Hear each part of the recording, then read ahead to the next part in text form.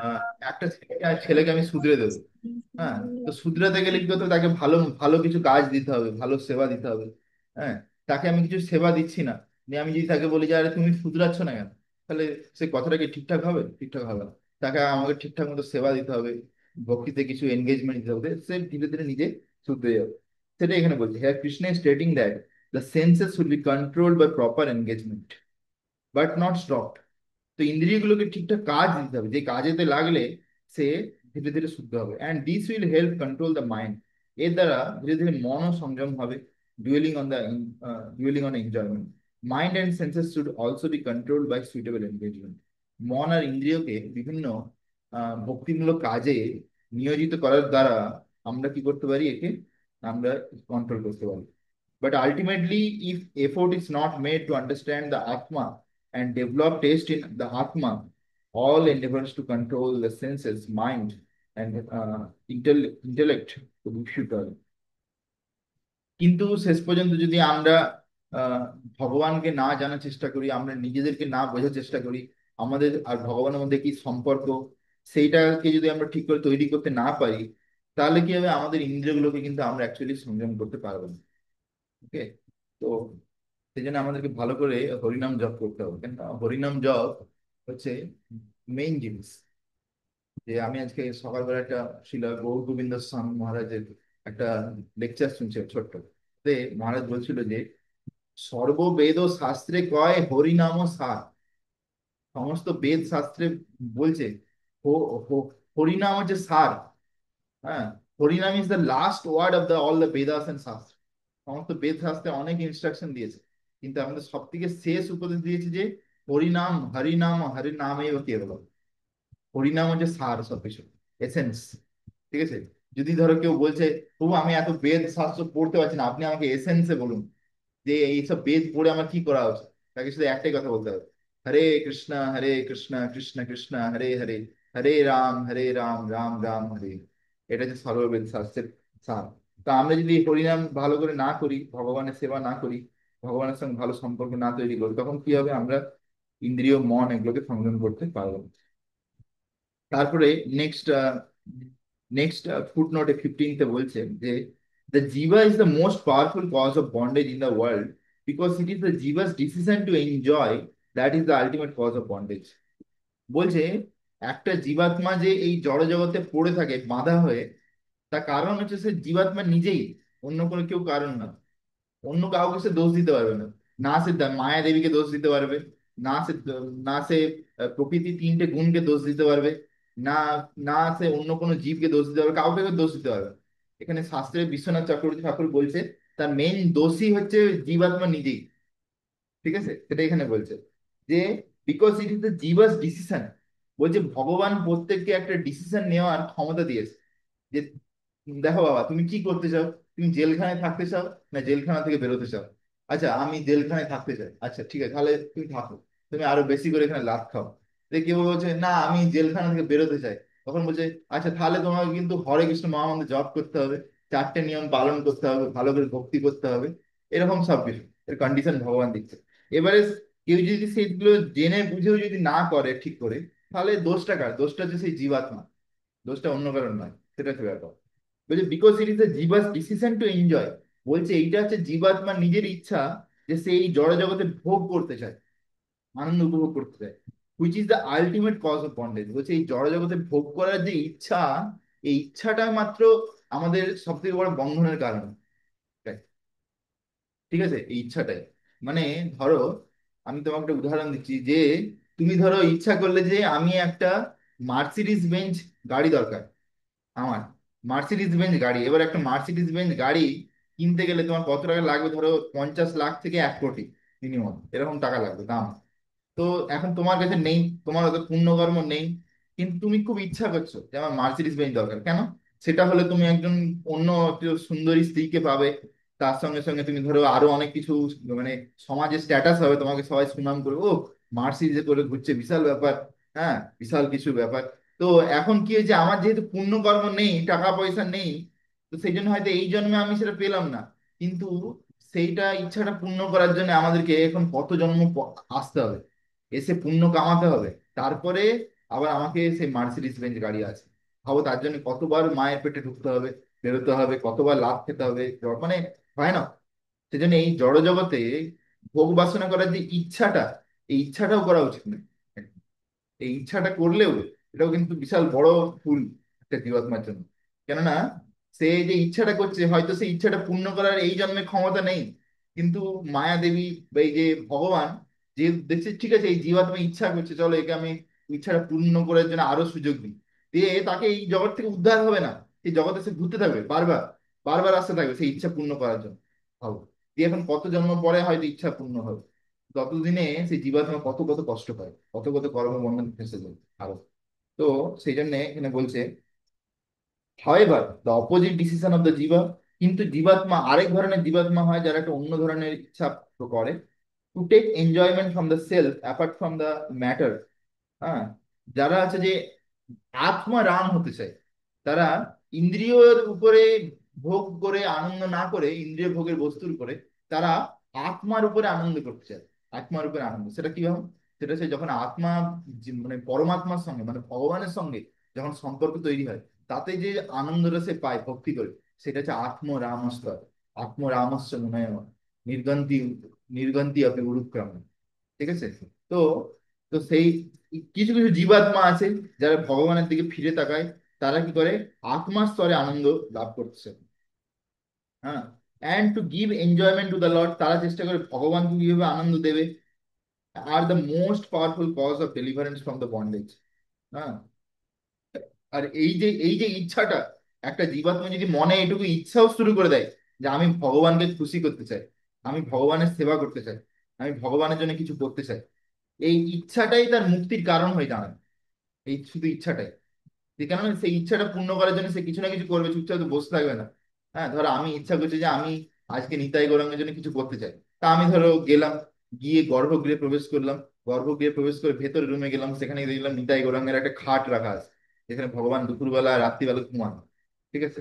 তো যে খাটে যে বিছানার চাদর গুলো আছে, বালিশ গুলো আছে, কোল বালিশ গুলো, পাশ বালিশ গুলো আছে, সেগুলোর কভার গুলো নোংরা হয়েছে। আমি কভার গুলো খুললাম, বেডশিটটা খুললাম, মশারিটা খুলে নিয়ে এলাম, যে আরেকজন ভক্তকে দিয়ে দিলাম, বললাম যে প্রভু এগুলো ধুয়ে দিবেন, ধুয়ে দুপুরের মধ্যে শুকিয়ে দিবেন, তাহলে আবার ভগবান ফ্রেশ কাপড়ে, ফ্রেশ বালিশের কভার সব লাগিয়ে ঘুমাবে ভগবান আনন্দে।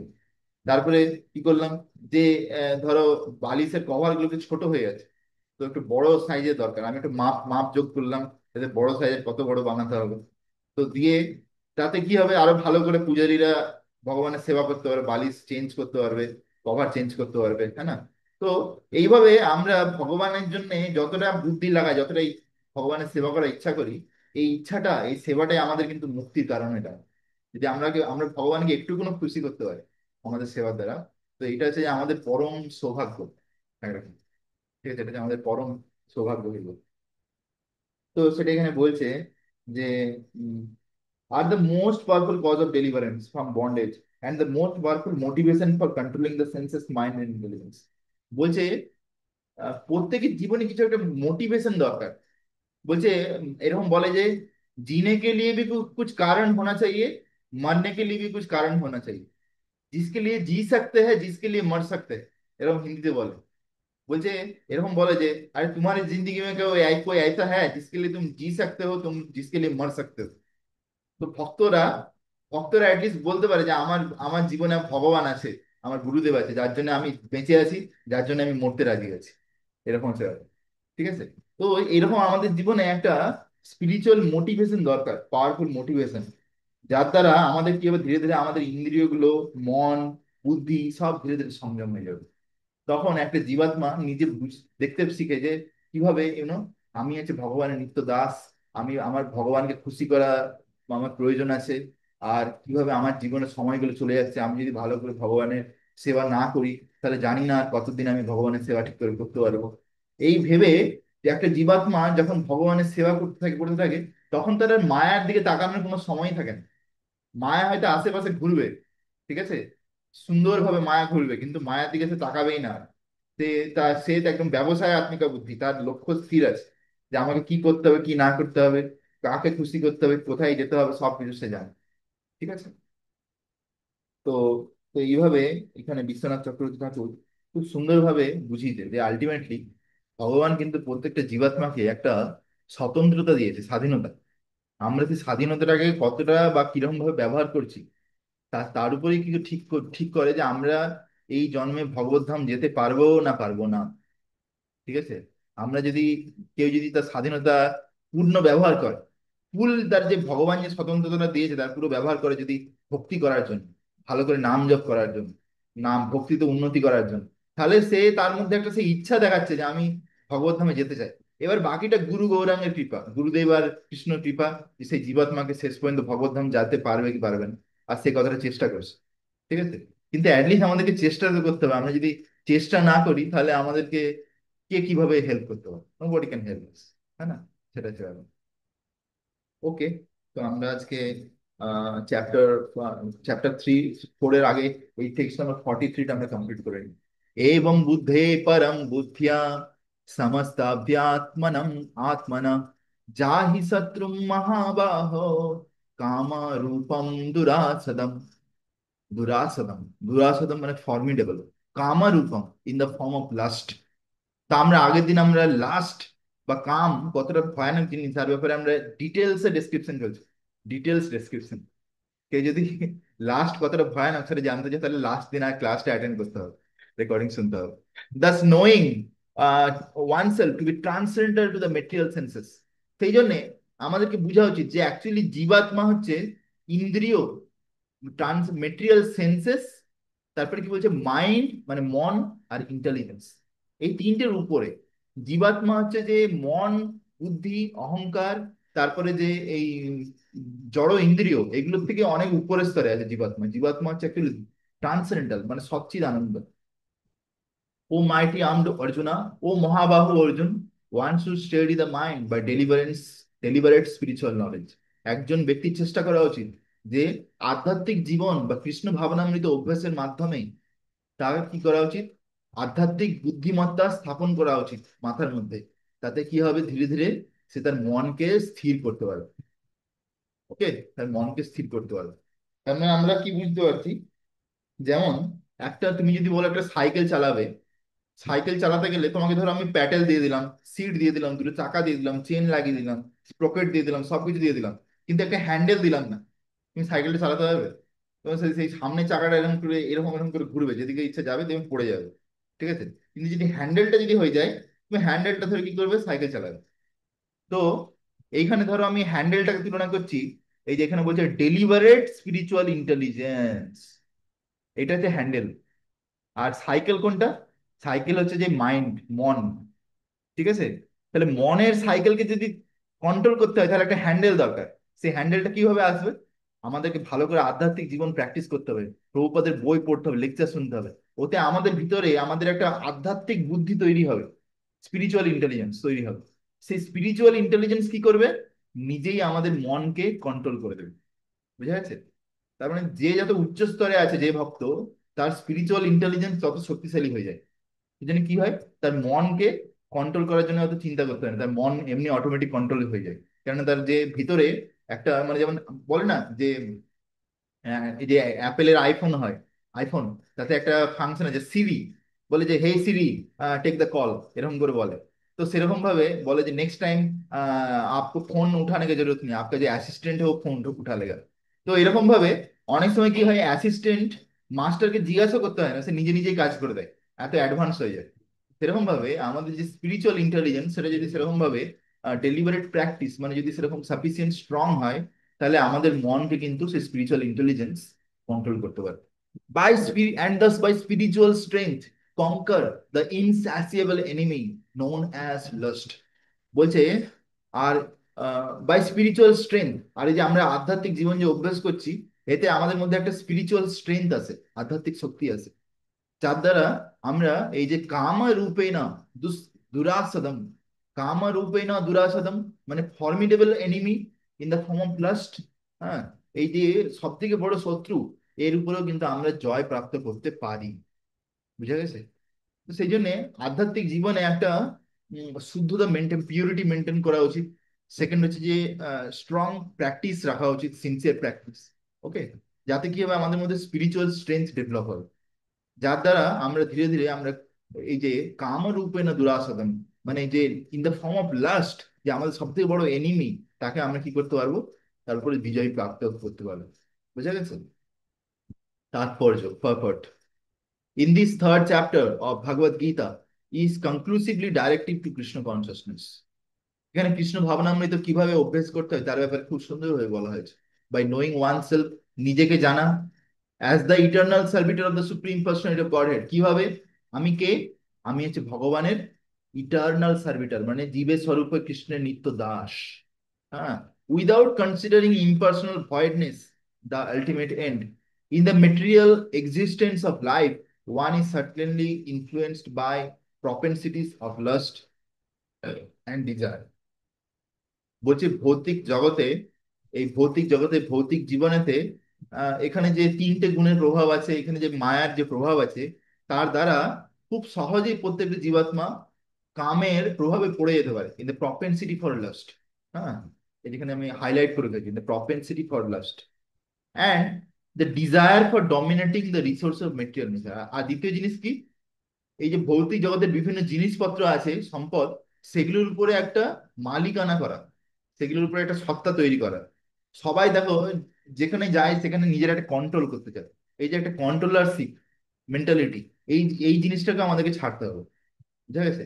এইটাও একটা ভৌতিক, ভৌতিক একটা গুণ। এই গুণটার জন্য কি হয়, আমরা কি করি, এই জড়জগতে পড়ে থাকি। তাহলে আমরা কি বুঝতে পারছি এখানে, যে এই জড় জগতের স্বাভাবিকভাবেই প্রত্যেকটা জীবাত্মার মধ্যে একটা কাম পূর্তি করার ভাবনা আছে। আর হচ্ছে যে এই জড় জগতে আহ সবকিছুর উপর একটা নিজের সত্তা তৈরি করা, সবকিছু কন্ট্রোল করা, এর একটা ইচ্ছা থাকে প্রত্যেকটা জীবাত্মা। Desire for overlording and for sense gratification is the greatest enemy for the condition soul. এটা আমি রেড লাইন করেছি কারণ এটা হচ্ছে শত্রু। শত্রু বলছে ডিজায়ার ফর ওভারলোডিং, মানে ধরো, ধরো তোমার আন্ডারে কোনো লোক আছে, তাকে তোমাকে কোম্পানি থেকে বলেছে যে এদেরকে কন্ট্রোল করো, এদেরকে দেখো, এদের উপর নজর রাখো, তাদেরকে দেখভাল করে, ঠিক আছে। কিন্তু ধরো আমার আশেপাশে যেসব লোকেরা আছে, যার উপরে আমার কোনো কন্ট্রোল নেই, আমি তাদের উপরেও নিজের কন্ট্রোল চালাতে চাইছি, নিজের, মানে নিজের বস চালাতে চাইছি। তো সেটা কি হবে, ওভারলডিং। সেটা হচ্ছে আমার, আমার গণ্ডির বাইরে গিয়ে আমি কিছু করছি। ঠিক আছে? তো এই এটা কিন্তু অ্যাকচুয়ালি করা উচিত নয়। এটা বলছে desire for overlording and for sense gratification, বা ইন্দ্রিয় তৃপ্তি করার যে ইচ্ছা এই জড়জগতে, is the greatest enemy for the condition soul. এইটা আছে একটা জীবাত্মার জন্য খুবই ভয়ানক শত্রু। বুঝা গেছে? তো আহ, ধরো একটা গরিব গরিব লোক, যে ধরো একটা বস্তিতে আছে রাস্তার ধারে, সে এমনি কত কষ্টে আছে, সে এমনি কত কষ্টে আছে। এবারে তার হয়তো টাকা পয়সাও নেই, তার কোনো পুণ্যকর্মও নেই, কোনো ভালো বড় বাড়িতে থাকার বা কিছু। কিন্তু সে ধরো দেখছে যে বড় বড় লোকেরা তো গাড়িতে করে যাচ্ছে, বড় বড় অট্টালিকাতে আছে। সে এখন ইচ্ছা করছে যে ও, আমি যদি এরকম একটা গাড়ি পেতাম, এরকম একটা বাংলো পেতাম, তাহলে আমি এখন কত সুন্দর আমি বিবাহ করতাম, যে আমি কত সুভোগ করতাম, কত টাকা পয়সা কামাতাম, আমার অনেকগুলো চাকর বাকর থাকতো। এরকম সে স্বপ্ন দেখছে, ইচ্ছা করছে। তার মানে কি হচ্ছে, তার মানে সে নিজে নিজেই আবার জড়াচ্ছে কর্মবন্ধনে। মানে তার তখন দুর্গা দেবী কি বলছে, ঠিক আছে বাবা, তোমাকে আমি আবার পূর্ণ করার সুযোগ দেবো। তারপরে সে কি করবে, আবার পরের জন্মে আবার একটা কোনোভাবে, কোনো না কোনো ভাবে আবার এরকম করার চেষ্টা করবে। কিন্তু সেই জন্মে হয়তো সে পূর্ণ তার হলো না, তাকে আবার ফিরে আসতে হবে, আবার ফিরে আসতে হবে। এরকম ভাবে সেই জড় জগতে কত কত কষ্ট পায় সে এক একটা ইচ্ছা পূর্ণ করার জন্য। বুঝা গেছে? তো সেটা এখানে বলছে, সেই জন্য বলছে যে আমাদের যত যে ভৌতিক ইচ্ছা আমরা যে করি, সেটা হচ্ছে আমাদের জন্য বড় শত্রু। সেই জন্য আমাদের কোনো ভৌতিক ইচ্ছা করা উচিত না। By steady intelligence direct towards one's pure identity. আচ্ছা সরি, এখানে বলছে but by the strength of Krishna consciousness. আমি একটা লাইন স্কিপ করে গেছিলাম। By the strength of Krishna consciousness, কিন্তু আমরা যদি কৃষ্ণ ভাবনামৃত ভালো করে প্র্যাকটিস করি, বিশেষ করে যদি হরিনাম ভালো করে জপ করি, যদি ভালো করে নির অপরাধে যদি নাম জপ করতে পারি, ঠিক আছে। আমি প্রত্যেকদিন ভগবানকে প্রার্থনা করি যে ও লর্ড প্লিজ গিভ মি নাম রুচি, when that day will come that I will get নাম রুচি। আমি হরিনাম জপতে কিছু টেস্ট পাবো, স্বাদ পাবো, রুচি।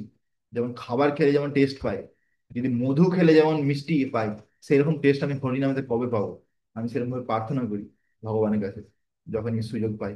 তো সেরকম ভাবে অ্যাকচুয়ালি আমরা যদি ভালো করে নাম জপ করতে পারি, যদি অ্যাটলিস্ট চেষ্টা করি যে না ভালো করে নাম জপ করে, by the strength of Krishna consciousness, one can control the material senses. এই এর শক্তিতেই, নাম জপের শক্তিতেই আমরা আমাদের ইন্দ্রিয়ের উপরে সংযম করতে পারবো। The mind and the intelligence, মন বুদ্ধির উপরেও সংযম হবে।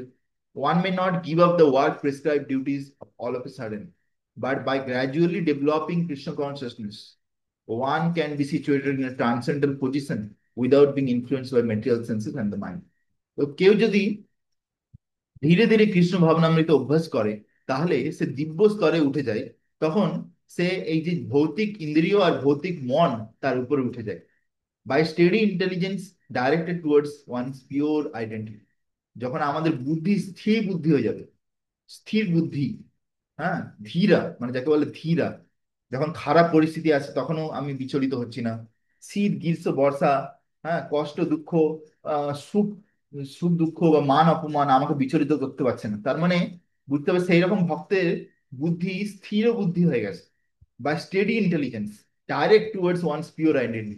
সেরকম স্থির বুদ্ধির দ্বারা একটা জীবাত্মা, সে তার যে আসল স্বরূপ, সেটা হচ্ছে যে টুয়ার্ডস ওন পিওর আইডেন্টিটি, মানে হচ্ছে জীবের স্বরূপ হয় কৃষ্ণের নিত্য দাস, তার দিকে সে আগে এগোতে পারে ধীরে ধীরে।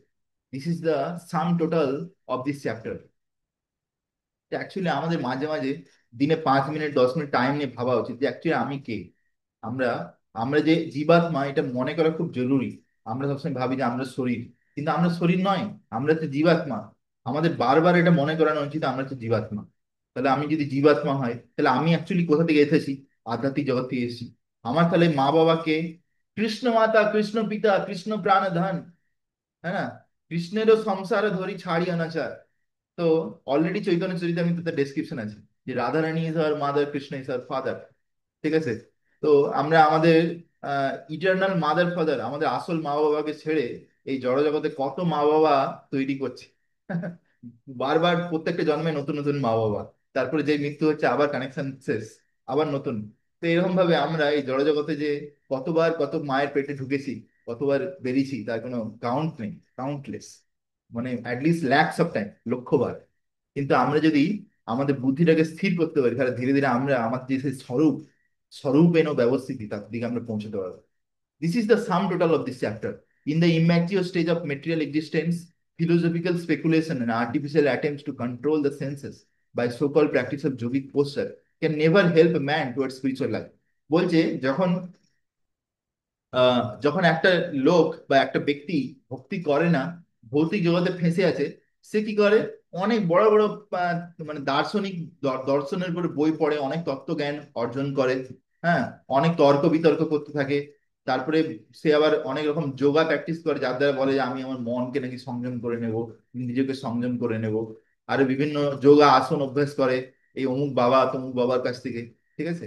কিন্তু অ্যাকচুয়ালি আলটিমেটলি তারা কিন্তু তাদের মন বুদ্ধি এসবকে কিন্তু বা ইন্দ্রিয়কে কন্ট্রোল করতে পারে না। বুঝা গেছে? তো শাস্ত্রে বলা আছে যে যোগা মানে কি জানো? যোগা, যোগা মানে হচ্ছে যে আমাদের মন বুদ্ধি অহংকার, সরি, মন বুদ্ধি আর যে ইন্দ্রিয়, এইগুলোকে স্থির করে পুরো ভগবানের মানে পরমাত্মার উপরে লাগানো, সেটা হচ্ছে অ্যাকচুয়ালি যোগা। কিন্তু আজকাল সেই যোগা কি কি রূপ ধারণ করে নিচ্ছে, যে বিভিন্ন বিভিন্ন ভাবে কি করে বডিকে ফিট রাখা যায়। আর বডিকে ফিট রাখা যায় ঠিক আছে, but that is not the main goal, that is not the main goal. Okay? যে যেমন প্রভুপাদ প্রভুপাদ বিভিন্ন লেকচারে বলে যে ভারত থেকে অনেক যোগী বাবা আমেরিকাতে গেছে, যে সেখানে গিয়ে কি করছে, তার অ্যাডভার্টাইজমেন্ট করছে, আমি এরকম এরকম কিছু যোগা জানি, যে যোগা প্র্যাকটিস করলে আপনি টয়লেটে গেলে সঙ্গে সঙ্গে আমার পেট খালি হয়ে যাবে। তো ভাবো দেখেনি কি অবস্থা, মানে টয়লেটে পেট খালি করার জন্য সে যোগা আসন বিক্রি করছে আমেরিকা থেকে। তারপর আরেকজন যোগী বাবা, সে কি করছে, অ্যাডভার্টাইজমেন্টে লিখেছে আমি এমন এমন যোগা জানি, যে যোগা প্র্যাকটিস করলে আপনার সেক্স পাওয়ার বেড়ে যাবে। তো মানে ইটস সো মান্ডেন, সো মানে ননসেন্স অ্যাকচুয়ালি। মানে what is the goal of yoga? Actually যোগার লক্ষ্য কি? সেটা হচ্ছে ভগবানকে প্রাপ্তি করা, কৃষ্ণ প্রাপ্তি। হ্যাঁ, যেমন, আর সেটা ছেড়ে দিয়ে লোক কোন কোন দিকে যাচ্ছে, যোগা কি কি কারণের জন্য যোগা করছে, হ্যাঁ না? ভগবান কি বলেছে? যোগিনাম অপি সর্বেশাম মদ্গতা অন্তরাত্মনা শ্রদ্ধাবান ভজতে যো মাম। হ্যাঁ, তো আহ, ভগবান বলে দিয়েছে যে শ্রেষ্ঠ যোগী কে, who is the best of the all yogis. What is the answer? কি অ্যান্সার কি হবে? ভক্তি যোগী, নট কর্ম যোগী, নট জ্ঞান যোগী, নট হঠ যোগী, হ্যাঁ না? Answer is right answer is ভক্তি যোগী। তাহলে যদি ভক্তি যোগী বেস্ট হয় সমস্ত যোগীদের মধ্যে, যোগিনাম অপি সর্বেশাম, মানে যত ধরনের যোগী আছে তার মধ্যে সব থেকে বেস্ট যোগী কে? হ্যাঁ, মাদ্গতে না অন্তরাত্মনা, যে সবসময় আমাকে স্মরণ করছে। তাহলে আমাদের সমস্ত যোগার লক্ষ্য হওয়া উচিত ভগবানকে স্মরণ করা অ্যাকচুয়ালি। আর সেখানে আমরা কি করছি, আমরা বিভিন্ন অন্য জিনিস করছি। সেই জন্য আমাদের বিভিন্ন ব্রহ্মচারীরা কিছু যোগা করে, যেমন সূর্য প্রণাম। সূর্য প্রণাম একটা অনেকদিন ধরে চলে আসছে, বহু যুগ ধরে আছে সূর্য প্রণাম, ভারতে প্রসিদ্ধ একটা যোগা। এই যোগা অনেকেই করে। তখন কেউ প্রভুপাদের বা গুরু মহারাজের লেকচার চালিয়ে দেয়, বা একটা কীর্তন চালিয়ে দেয়, সামনে ভগবানের ফটো রাখে, ভগবানকে দেখে দর্শন করতে করতে শ্রবণ করতে করতে সে যোগা করে। মানে পুরোপুরি তার লক্ষ্যটা আছে যে শরীরকে ফিট কেন রাখছে, যাতে সে ভগবানের সেবা করতে পারে ভালো করে। এই লক্ষ্য নিয়ে সে করে, বুঝতে পেরেছো? তখন সেটাও কি হয়, আধ্যাত্মিক হয়ে যায়। কিন্তু বাইরের লোকেরা কি জন্য যোগা করছে? যাতে বডিকে ফিট রাখে, ভালো করে ইন্দ্রিয় তৃপ্তি করতে পারে, বেশি করে খেতে পারে, হ্যাঁ, পেট খালি করতে পারে, হ্যাঁ, আর এরকম আরো বিভিন্ন ধরনের ইন্দ্রিয় তৃপ্তি করতে পারে। বুঝতে পারছো? তো অ্যাকচুয়ালি সেটা কিন্তু আমাদের গোল নয়। He must be trained in Krishna consciousness by higher intelligence. সেই জন্য প্রত্যেকটা জীবাত্মার একটা ট্রেনিং দরকার কৃষ্ণ ভাবনামৃতে। কিসের দ্বারা? একটা একটা উচ্চতর বুদ্ধিমত্তার দ্বারা।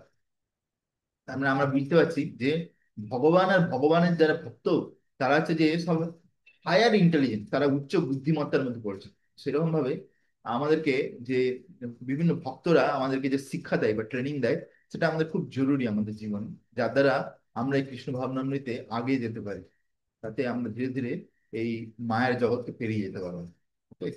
Thus end the Bhakti Vedanta purport of the third chapter of Srimad Bhagavad Gita as it is, in the matter of karma yoga or the discharge of one's prescribed duty in Krishna consciousness. Hari Bol. Chapter 3 ending. না আমরা শুরু করছি chapter 4। Chapter 4, transcendental knowledge, দিব্য জ্ঞান। দিব্য জ্ঞান হৃদয় প্রকাশিত, transcendental knowledge. তো এইটাই, this important একদম। This chapter is like torch light, torch light. আলো আলো টর্চ লাইট প্রায় দিয়ে আলো। অন্ধকার থেকে লাইট দেখা যায়, এরকম ট্রান্সেন্ডেন্টাল নলেজ, এটা হচ্ছে দিব্য জ্ঞানের টর্চ। এটা আমরা শুরু করতে যাচ্ছি।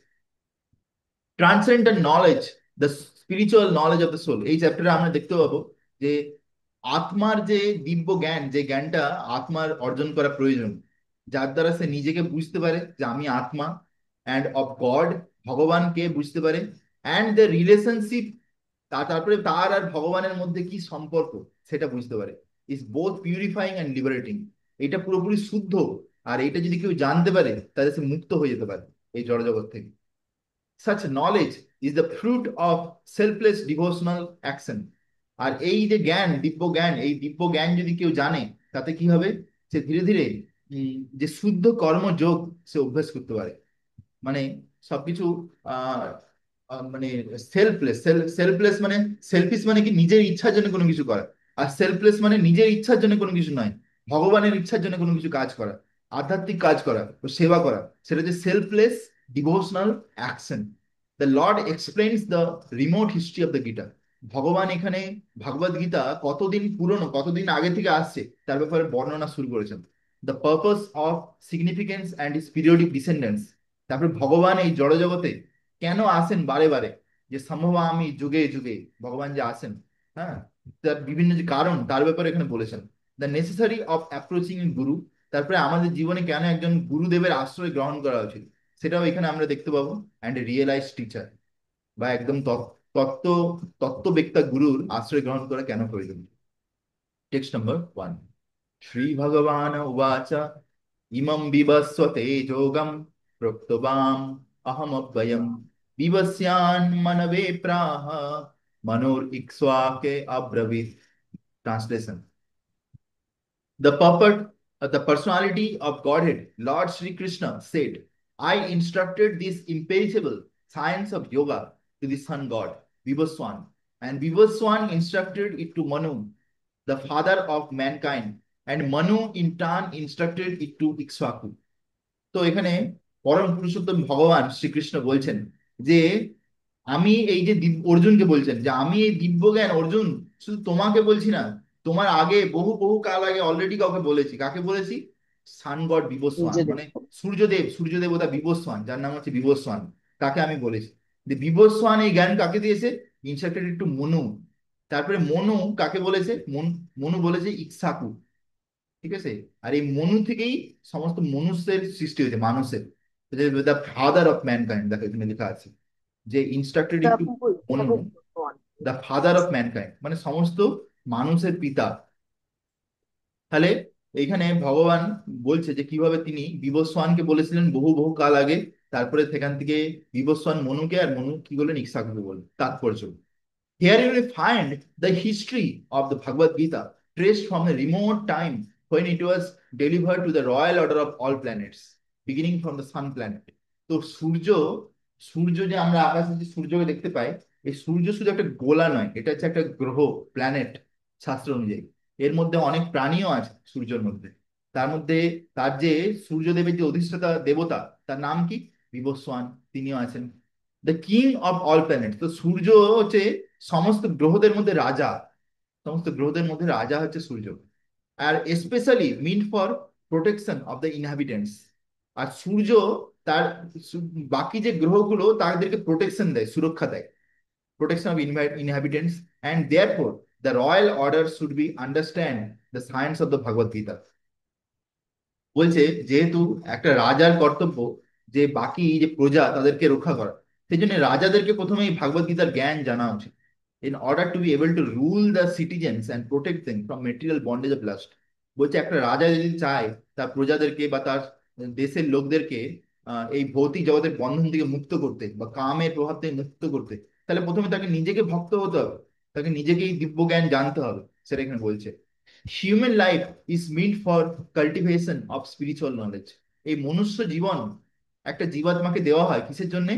For cultivation of spiritual knowledge, যাতে সে আধ্যাত্মিক যে জ্ঞান বা দিব্য জ্ঞান সে তার আলোচনা বা চর্চা করতে পারে বা বিকাশ করতে পারে তার জীবন, in eternal relationship with the supreme personality of গডের। আর ভগবানের সঙ্গে তার যে নিত্য সম্পর্ক, সেই সম্পর্ক সাথে পুনঃস্থাপন করতে পারে।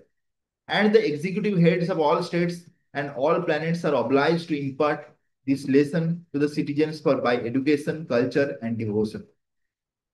In other words, the executive heads of all the states intended to spread science of Krishna consciousness so that people may take advantage of this great science and pursue successful path utilizing the opportunity of the human form of life. তো আগেকার দিনে যে রাজারা থাকতো তারা তো রাজ ঋষি হতো। তারা এমন ভাবে দেশকে শাসন করত, তারা নিজেরা এত বড় বড় ভক্ত হতো যে তাদের রাজত্বে বা তাদের সাম্রাজ্যে প্রত্যেকটা ব্যক্তি ভক্ত হয়ে যেত। তারা সবাই ভক্তি করত, আর জীবনের শেষে তারা ভগবদ্ধাম চলে যেত।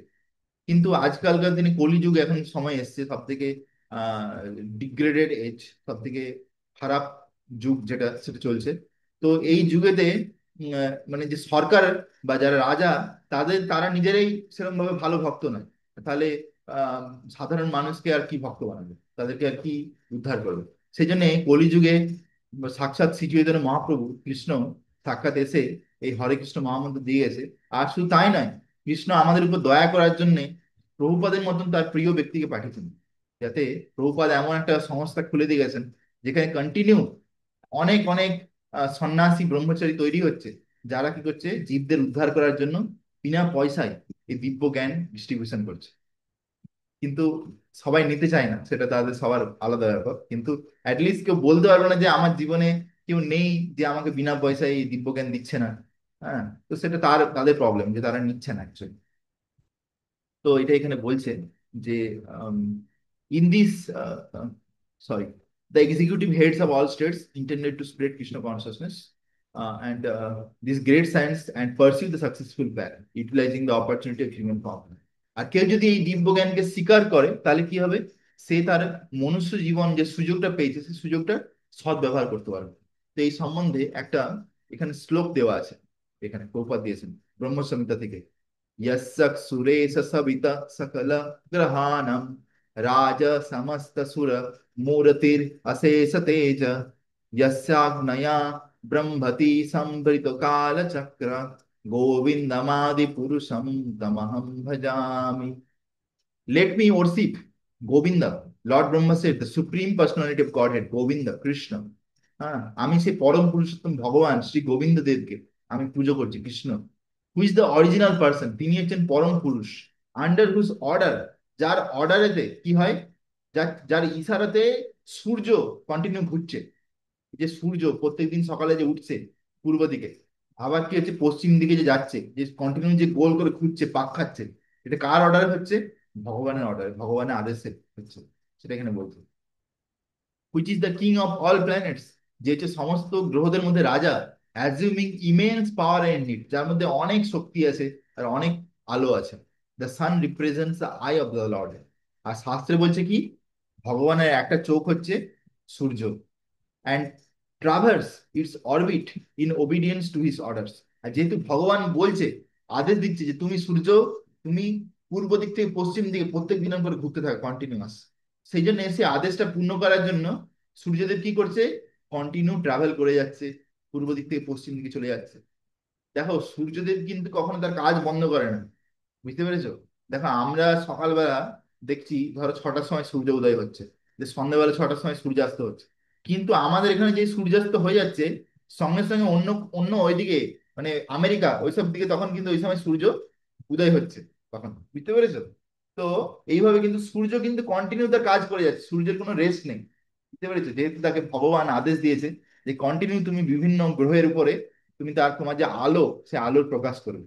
সেজন্য দেখো ভগবানের আদেশে সবকিছু কিভাবে কন্টিনিউ চলে যাচ্ছে।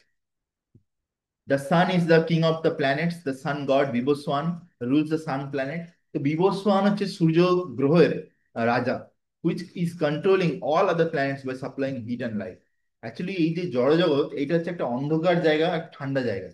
এখানে যদি সূর্য যদি না থাকে, তাহলে কিন্তু এখানে পুরো ঠান্ডায় জমে যাবে, আর এখানে কোনো আলো পাওয়া যাবে না, অন্ধকার হয়ে যাবে চারদিক, ঠিক আছে? কিন্তু আধ্যাত্মিক জগতে এই আলো নিয়ে চিন্তা করতে হয় না, কেন? সেখানে তো সমস্ত আলোর পরম প্রকাশ, সমস্ত সূর্যের উৎস ভগবান শ্রীকৃষ্ণ সাক্ষাৎ আছে, ঠিক আছে? তাহলে আর একটা সূর্য বা একটা চন্দ্রের কি দরকার আছে? তো কোটি চন্দ্র কোটি সূর্য কম হয়ে যাবে যার কাছে, সে সাক্ষাৎ আছে, তার গায়ের আলোই কেউ সহ্য করতে পারবে না, আর সূর্য তো তার কাছে লজ্জা পেয়ে যাবে তার আলোর কাছে। তো সেই জন্য আধ্যাত্মিক জগতে এসবের প্রয়োজন হয় না, কিন্তু জড় জগতে এটা দরকার আছে। He is rotating under the order of Krishna. তাহলে সূর্যদেব কার আদেশে কন্টিনিউ ঘুরছে? ভগবান শ্রীকৃষ্ণের। And Lord Krishna originally made Vibhoswan his first disciple to understand the science of Bhagavad Gita. তো ভগবান শ্রীকৃষ্ণ বিবস্বানকে তার প্রথম শিষ্য বানিয়েছিলেন এই ভাগবত গীতার দিব্য জ্ঞান বোঝার জন্য, শোনার জন্য। The Gita is not there for speculative treatise for insignificant mundane scholar, but is a standard book of knowledge. বলছে সেই জন্য গীতা শুধু তর্ক বিতর্ক করার জন্য বা জ্ঞান অর্জন করার জন্য শুধু একটা বুক নয়, but standard book of knowledge, কিন্তু এটা একটা দিব্য জ্ঞানের বই, কামিং ডাউন ফ্রম টাইম ইমমেমোরিয়াল, যেটা কত কাল থেকে যে চলে আসছে তার কোনো হিসাব নেই। মানে আমি তো বলবো যে ভাগবত গীতা অ্যাকচুয়ালি যখন থেকে এই জড়জগৎ সৃষ্টি হয়েছে ওই সময়ই ভগবান বিবস্বানকে দিয়ে দিয়েছে, ওই সময়, ঠিক আছে? কেন জানে যে এই ভাগবত গীতার জ্ঞান যদি লোক না পায়, তাহলে সে কিভাবে ভক্তি করবে, আর সে যদি ভক্তি না করে তাহলে তো এই জড়জগৎ থেকে উদ্ধারের কোনো উপায় নেই। যেন ভগবান সঙ্গে সঙ্গে এই জ্ঞান দিয়ে দিয়েছে, ঠিক আছে? তো সেটা এখানে বলছে। তো ইন দা মহাভারতে, মহাভারতে একটা কিছু শ্লোক আছে গীতার ব্যাপারে, সেখানে বলছে ত্রেতা যুগদৌ চ ততো বিবস্বান মানবে দদৌ মানুষ্য লোক ভৃত্তি অর্থ্যম সুত ইক্ষ্বা সুত ইক্ষ্বাকবে দদৌ ইক্ষ্বাকুনা চ কথিতো ব্যাপ্য লোকান অবস্থিতা। Translation: in the beginning of the millennium known as Treta yuga, যখন ত্রেতা যুগে শুরু হয়, the science of the relationship with the supreme was delivered by Vivasvan to Manu. তখন বিবস্বান এই যে দিব্য জ্ঞান মনুকে বলে দেয়, মনু, হ্যাঁ মনু। তো তারপরে কি হয়, Manu being the father of the mankind, যেহেতু মনু হচ্ছে সমস্ত মানুষদের বাবা, gave it to his son Maharaja Ikshvaku, তখন সে তার সন্তান ইক্সাকুকে মনু বলে দেয় এই দিব্য জ্ঞান। The king of this earth planet, যে সে এই এই যে পৃথিবীর রাজা ছিল তখন, and the forefather of the Raghu dynasty. আর যেই ইক্সাকু বংশ থেকেই রামচন্দ্রের যে বংশ, যেটা যে রঘু রঘু বংশ, সেই রঘু বংশ চলে আসছে। In which Lord Ramchandra appeared, যেই বংশতে ভগবান শ্রী রামচন্দ্র সাক্ষাৎ অবতীর্ণ হয়েছিলেন। Therefore Bhagavad Gita existed. Therefore, Bhagavad Gita existed in human society from the time of Maharaj Iksak. সেই জন্য বলছে এই মনুষ্য সমাজে ভগবদ গীতা অ্যাটলিস্ট ইক্সাকুর সময় থেকে চলে আসছে, মানে রামচন্দ্রের আগে আগে পূর্বজ বংশ, যে যার নাম ছিল ইক্সাক, তার থেকে সময় থেকে চলে আসছে। At the present moment, past through 5,000 years of the কলিযুগ। এখন এই কলিযুগে অনলি 5,000 বছর গেছে, হুইচ লাস্ট ফর 4,32,000 years। যে কলিযুগের বয়সকাল হচ্ছে 4,32,000 বছর, মানে এত এখনো কলিযুগ বাকি আছে। বিফোর দিস দেয়ার ওয়াজ এ দ্বাপর যুগ। এর আগে দ্বাপর যুগ ছিল, যে দ্বাপর যুগের বয়সকাল ছিল 8 লক্ষ বছর। And before that is Treta যুগ, তার আগে ত্রেতা যুগ ছিল, যে ত্রেতা যুগের বয়স ছিল 12 লক্ষ বছর। দাস সাম টু 1 2 3, হ্যাঁ, আর লক্ষ 20 lakh, 20 lakh, 20 lakh, 20 lakh we can say like, okay, 20 lakh years ago, that's some 20 lakh years ago, মানুষ spoke the ভগবদ গীতা। মানে ভাবা যায় 20 লক্ষ বছর, 20,05,000 বছর আগে মনু এই ভাগবত গীতার জ্ঞান তার যে শিষ্য, যার নাম হচ্ছে ইক্সাকু, তাকে এই জ্ঞান দিয়েছিল। the king of this earthly planet. The age of current Manu is calculated to last some 30, I think, crore. 30 crore 53 lakh years. My god, 30 crore 53 lakh years। তো এর থেকে আমরা বুঝতে পারছি যে এই ভাগবত গীতা কোনো সাধারণ বই নয়। বুঝতে পেরেছো? এই এতদিন আগে তখন কোনো অন্য কোনো ধর্ম ছিলই না। আজকালকার যে এত সব বিভিন্ন ধর্ম চলছে, এইসব লাস্ট 5,000 বছরের মধ্যে তার খেলা শুরু হয়েছে। বুঝতে পেরেছো? আর এর আগে এদের কোনো হ্যাঁ, অস্তিত্বই ছিল না, এসব ধর্মের কোনো, যেমন যেমন ধর খ্রিস্টান, মুসলিম, হ্যাঁ, বৌদ্ধ, শিখ, এদের কোনো অস্তিত্বই ছিল না। বাট তুমি যদি আমাদের যে সনাতন ধর্ম, এটা যে কত পুরানো, কত পুরানো, তার কোনো মানে হিসাব নেই, কত হিসাব নেই। তার থেকে আমরা বুঝতে পারছি। আর তাহলে ভাগবত গীতা তাহলে কত বছরের পুরনো, জাস্ট ইমাজিন করো। যেন বলে ভাগবত গীতাই সাক্ষাৎ কৃষ্ণ। সেজন্য বলে যে Manu spoke Bhagavad Gita to his disciple Ikshvaku, the king of the earthly planet, the age of the current Manu. বলছে এখন যে মনু আছে, এখন কোন কোন মনু আছে জানো? এখন মনু হচ্ছে একটা পোস্ট, সেই পোস্টে যে থাকে তার আলাদা আলাদা নাম থাকে। এখন যে মনু আছে তার নাম হচ্ছে বৈবস্বত মনু। ওই জন্য এখন যে বিবস্ত্রিত মনে। হ্যাঁ, এখন যে মন্বন্তর চলছে তার নাম হচ্ছে বৈবস্বত মন্বন্তর। ঠিক আছে, বৈবস্বত হুম। মন্বন্তর। তো বলছে the age of the current Manu, মানে এখন যে বৈবস্বত মনু আছে, তার সে কতদিন রাজত্ব করবে? 30, 30,53,লক্ষ বছর। বাপরে বাপ, 30,53,লক্ষ বছর। অফ হুইচ, হ্যাঁ, 12,40,40, 12,40,40 লক্ষ সামথিং, হ্যাঁ, বছর হ্যাভ পাস্ট, অলরেডি হয়ে চলে গেছে, গেছে, হয়ে হয়ে গেছে। গেছে। Accepting the the that before the birth of Manu, the Gita was spoken by lord to his disciple the sun god Vivasvan. তো বলছে এই মনুর, ভাবো এই, এই যে মনু কত বছর হচ্ছে, এর আগে এই ভাগবত গীতার যে জ্ঞানটা, সেটা আছে যে ভগবান বিবস্বানকে বলেছিলেন। ভাবো, তাহলে জাস্ট বাপরে ইমাজিন করো বাপ, যে কতটা পুরনো, তাহলে জাস্ট অনেক ইমাজিন। পুরনো, কত পুরনো এটা। তো জাস্ট ইমাজিন করো যে কত কত যুগ চলে গেছে, কত কত যুগ, সোলার ইয়ার চেঞ্জ হয়ে গেছে, কতবার ধ্বংস হয়েছে, সৃষ্টি হয়েছে তার মাঝখানে। যে so his disciple, the sun god Vibhoswan, a rough estimate is that Gita was spoken at least 12 crore, 12 crore 40 lakh years ago। তাহলে অ্যাটলিস্ট বলা যেতে পারে 12,40,40,লক্ষ বছর আগে এই ভাগবত গীতার জ্ঞান বলা হয়েছে। And in human society it has been extend for 2 million years. আর এই মনুষ্য সমাজে অ্যাটলিস্ট 1 মিলিয়ন মানে 10 লাখ, 2 মিলিয়ন মানে 20 লক্ষ, অ্যাটলিস্ট 20 লক্ষ বছর ধরে এই ভাগবত গীতা চলে আসছে। It was re-spoken by the Lord again to Arjuna about 5,000 years ago. তারপরে 5,000 বছর আগে ভগবান আবার এই দিব্য জ্ঞান অর্জুনকে কুরুক্ষেত্রের যুদ্ধভূমিতে দান করে। কেন, আসল ব্যাপারটা কি বলতো? এত বছর আগে, এত লক্ষ কোটি বছর আগে আমরা দেখছি যে গীতার জ্ঞান নিয়ে আলোচনা হয়েছে বা দান করেছে কেউ কাউ, কিন্তু তবুও যেহেতু কালের প্রভাবে সবকিছু ধ্বংস হয়ে যায়, সবকিছু আবার হারিয়ে যায়, সেই জন্য আবার বারবার করে প্রত্যেকটা যুগে একবার করে সেটা স্থাপন করার প্রয়োজন হয়। সেই জন্য ভগবান এই যুগেতে অর্জুনকে কি করেছে, এই জ্ঞান আবার দান করেছে, যাতে এইখান থেকে আমরা ভাগবত গীতার জ্ঞানটা পেতে পারি। That is a rough estimate of the history of the Gita. According to the Gita itself, according to the person of the speaker, Lord Sri Krishna, it was spoken to the sun god Vivaswan because he is also Satriya and the father of all Satriya who are descendant of the sun god. হ্যাঁ, তো সমস্ত ক্ষত্রিয়রা actually সূর্য বংশ থেকে আসছে, or the Surya vamsha kshatriyas, because Bhagavad Gita is as good as the Vedas. বলছে ভাগবত গীতা আছে যে বেদ যতটা শুদ্ধ, শুদ্ধ বা সুন্দর, সেরকম ভাগবত গীতাও সেরকম সুন্দর। Being spoken by the supreme personality of Godhead, যেহেতু ভগবান সাক্ষাৎ এই জ্ঞান দিয়েছেন, দিস নলেজ ইজ অপৌরুষেয় অর সুপার হিউম্যান। বলছে যেহেতু ভগবানের মুখ থেকে সাক্ষাৎ এই জ্ঞান বেরিয়েছে, সেই জন্য এই জ্ঞান হচ্ছে সাধারণ নয়, এই জ্ঞান হচ্ছে একটু অসাধারণ। মানে সুপার হিউম্যান মানে কি, মানে মানে যদি কেউ সাধারণ মানুষ যা কিছু করতে পারে তার থেকে যদি বেশি কিছু করতে পারে, তার থেকে যদি কিছু বেশি ক্ষমতা থাকে, সুপার হিউম্যান এরকম কে আছে? শুধুমাত্র ভগবানই আছে। ভগবান ছাড়া আর কে সুপার হিউম্যান নিজে ক্লেম করতে পারে? কেউ নেই। তো তো সেই জন্য বলছে এই জ্ঞানটাও হচ্ছে দিব্য, এই জ্ঞানটাও সাধারণ কোনো জ্ঞান নয়। সেটা আমরা কিছুদিন আগে দেখলাম যে এরোপ্লেন জ্বলে গেছে, তার মধ্যে থেকে গীতা বেঁচে গেছে। যে গীতার জ্ঞান এতই দিব্য।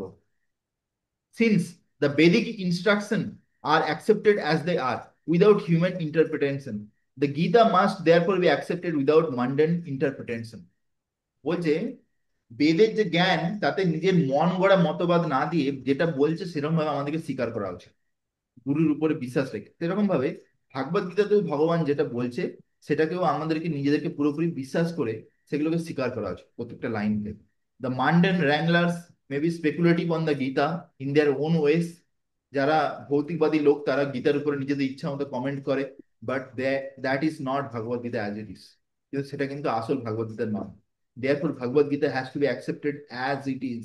সেই জন্য ভগবত গীতাকে যেমন ভগবত গীতা সেরকম ভাবে সেটাকে স্বীকার করা উচিত। From the disciplic succession. দেখো এটা এটা হচ্ছে মোস্ট ইম্পর্টেন্ট পয়েন্ট। হ্যাঁ, আমি বলি এটা গোল্ডেন পয়েন্ট। তো এখানে বলছে যে ভাগবত গীতার যে জ্ঞান সেটা আমাদেরকে গুরু শিষ্য পরম্পরাতে অর্জন করা উচিত।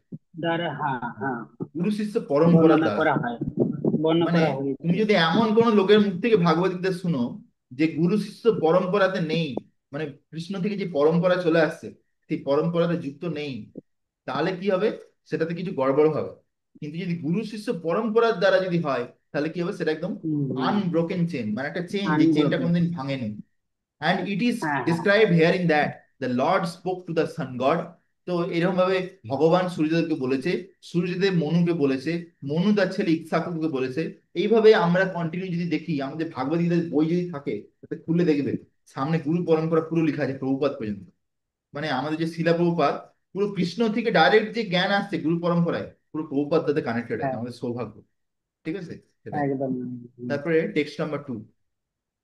एवं परंपरा प्राप्तम इमं राजोसयो विदु सकालेन हमाहत योगो नष्ट परांतपा। This supreme science was thus received through the chain of disciplic succession. বলছে এই যে দিব্য জ্ঞান ও অর্জুন, এই দিব্য জ্ঞান কিন্তু যেখান সেখান থেকে চলে আসেনি। কিভাবে এসেছে? Through the chain of disciplic succession. মানে যে গুরু শিষ্য পরম্পরা যে একটা চেইন চলে আসছে, চেইন বন্ধনী, সেই বন্ধন থেকে চলে আসছে কন্টিনিউ চেইন ধরে।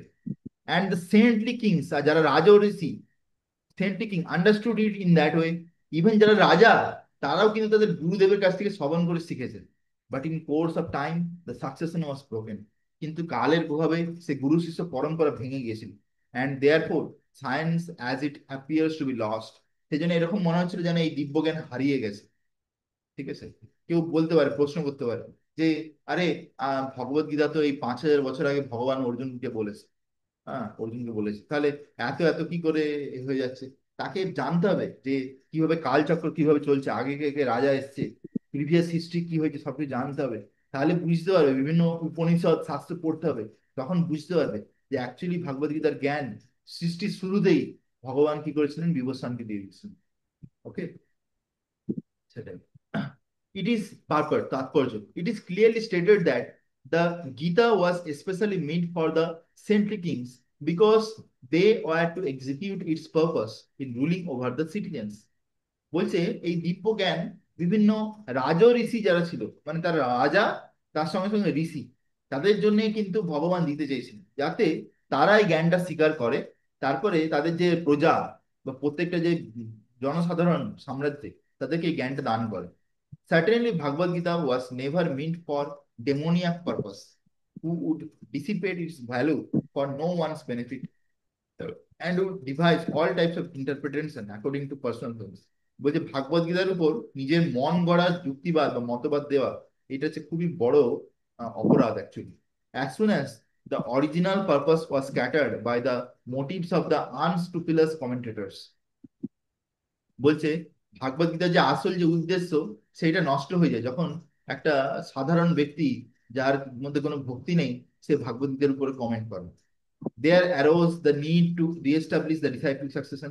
সেই জন্য গুরু শিষ্য পরম্পরাকেও তাতে আবার এই ভাগবত গীতাকে স্থাপন করা খুব জরুরি হয়ে গেছিল। 5,000 years ago it was detected by Lord himself. সেই জন্য 5,000 বছর আগে ভগবান নিজেই এটা বুঝেছিলেন যে এই ভাগবত গীতার জ্ঞানের খুব জরুরি হয়ে পড়েছে। That the disciplic succession was broken. গুরু শিষ্য পরম্পরা ভেঙে গেছে মাঝে। Therefore he declared the purpose of Gita appear to be lost. In the same way at the present moment also there are so many editions of Gita. এখন আমরা মার্কেটে দেখতে পারি যে কত ধরনের ভাগবত গীতা তুমি পাবে। তুমি যদি রেল স্টেশনে যাও, তার বিভিন্ন জায়গায় দেখবে যে আজকাল ট্রেনেতে আবার এরকম ছোট ছোট গীতা পাওয়া যাচ্ছে। তো গীতা যে কে লিখছে তার কোনো ঠিক নেই, তারা কত মালা জপ করে তারা ঠিক নেই, হয়তো এক মালা জপ করে না। তো কোনো হয়তো ভক্তি নেই কারোর মধ্যে, সেই ভাগবত গীতা লিখে দিচ্ছে, তাহলে কিরকম গীতা হবে তো বুঝতেই পারছো।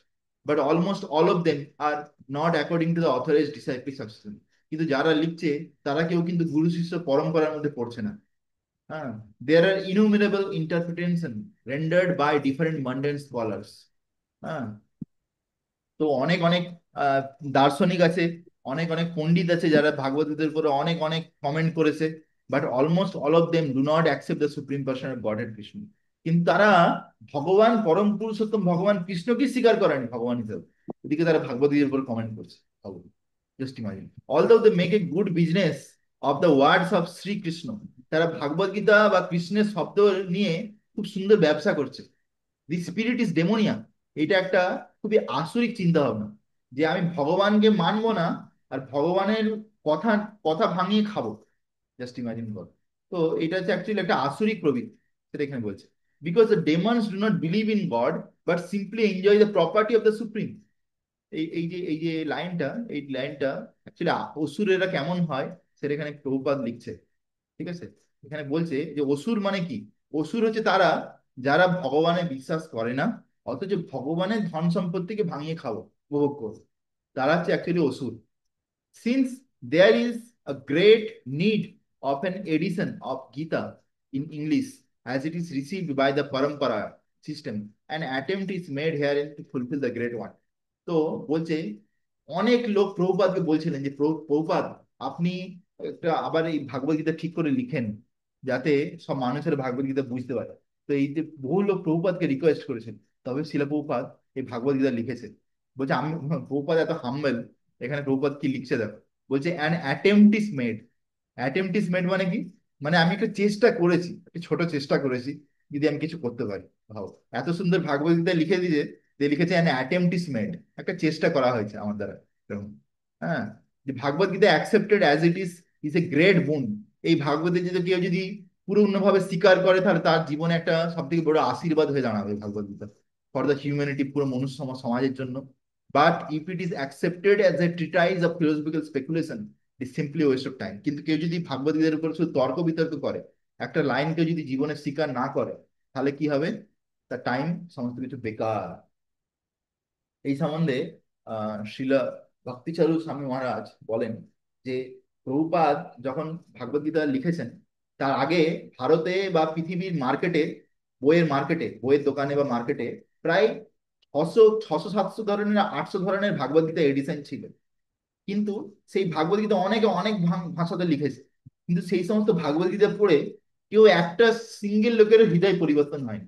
কেউ কৃষ্ণ ভক্ত হয়নি, কেউ মালা জপ শুরু করেনি, কেউ চার নিয়ম পালন করেনি, কিছুই না।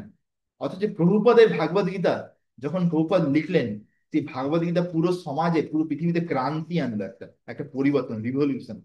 ঠিক আছে, এইটাই হচ্ছে প্রভুপাদের শুদ্ধতা। আর এইটাই হচ্ছে যে মানে এই যে ভাগবত গীতা, সেটা যদি যেমন ভাবে বলেছে ভগবান, সেরকম ভাবে যদি এক্স্যাক্টলি যদি দিয়ে যায়, তাহলে কি হবে, মানুষের কিন্তু হৃদয় পরিবর্তন হয়ে যেতে পারে। ঠিক আছে, তো সেইভাবে প্রভুপাদের শিষ্যরাও এখনো পর্যন্ত বলে। Text number 3।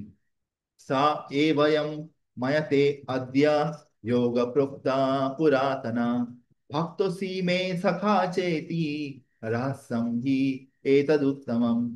দেখো এখানে কি বলছে, ভক্তোসি মে সখা চেতি, মানে কি, দেখো অর্জুন, আমি কিন্তু যাকে তাকে জ্ঞান দিতে চাই না, আমি তোমাকে জ্ঞানটা বলছি কেন, তুমি হচ্ছে আমার খুব প্রিয় বন্ধু, আর তুমি হচ্ছে আমার খুব প্রিয় সখা। তুমি আমার ভক্ত, আবার তুমি আমার সখা, সেজন্য। বন্ধু। ঠিক আছে? আমি যাকে তাকে এই জ্ঞান দিতে চাইছি না, সেটা হচ্ছে ব্যাপার। তো এইখানে বলছে যে that very ancient science of the relationship with the supreme is told by me to you because you are my devotee as well as my friend. বলছে এই যে দিব্য জ্ঞান, যেটা ভগবানের সঙ্গে জীবাত্মার যে সম্পর্ক, যে যে জ্ঞানের মধ্যে আছে, যে জ্ঞানটা কেউ যদি পড়ে বা বুঝে তাহলে বুঝতে পারবে, যেটা আমি অলরেডি আগে বলেছিলাম, সেই জ্ঞানটা যেটা হারিয়ে গেছিল, আজকে আমি তোমাকে আবার বলছি। কেন? তুমি হচ্ছে আমার প্রিয় বন্ধু, আর তুমি হচ্ছে আমার ভক্ত। And can therefore understand, দেখো এই লাইনটা আমি হাইলাইট করে রাখছি, অ্যান্ড এখান থেকে হাইলাইট হবে, yes, and can therefore understand the transcendental mystery of the science. সেই জন্য তুমি এই দিব্য জ্ঞানের মধ্যে আমি কি বলতে চাইছি এটা তুমি কিন্তু বুঝতে পারবে। তাহলে এখানে শিলা প্রভুপাদ এই ট্রান্সলেশনেতে বলতে চাইছে যে ভগবান যে কি বলছে, ভগবান বলছে যে এই দিব্য জ্ঞান যেটা আছে এইটাকে বুঝতে গেলে আমাদের কি করতে হবে, কি করতে হবে? আমাদেরকে ভগবানের ভক্ত হতে হবে। তাহলে আমরা কিন্তু এই দিব্য জ্ঞানটা বুঝতে পারবো। বন্ধু হওয়ার স্তরে আমরা নেই এখনো, কিন্তু অ্যাটলিস্ট ভক্ত হতে পারি। ঠিক আছে?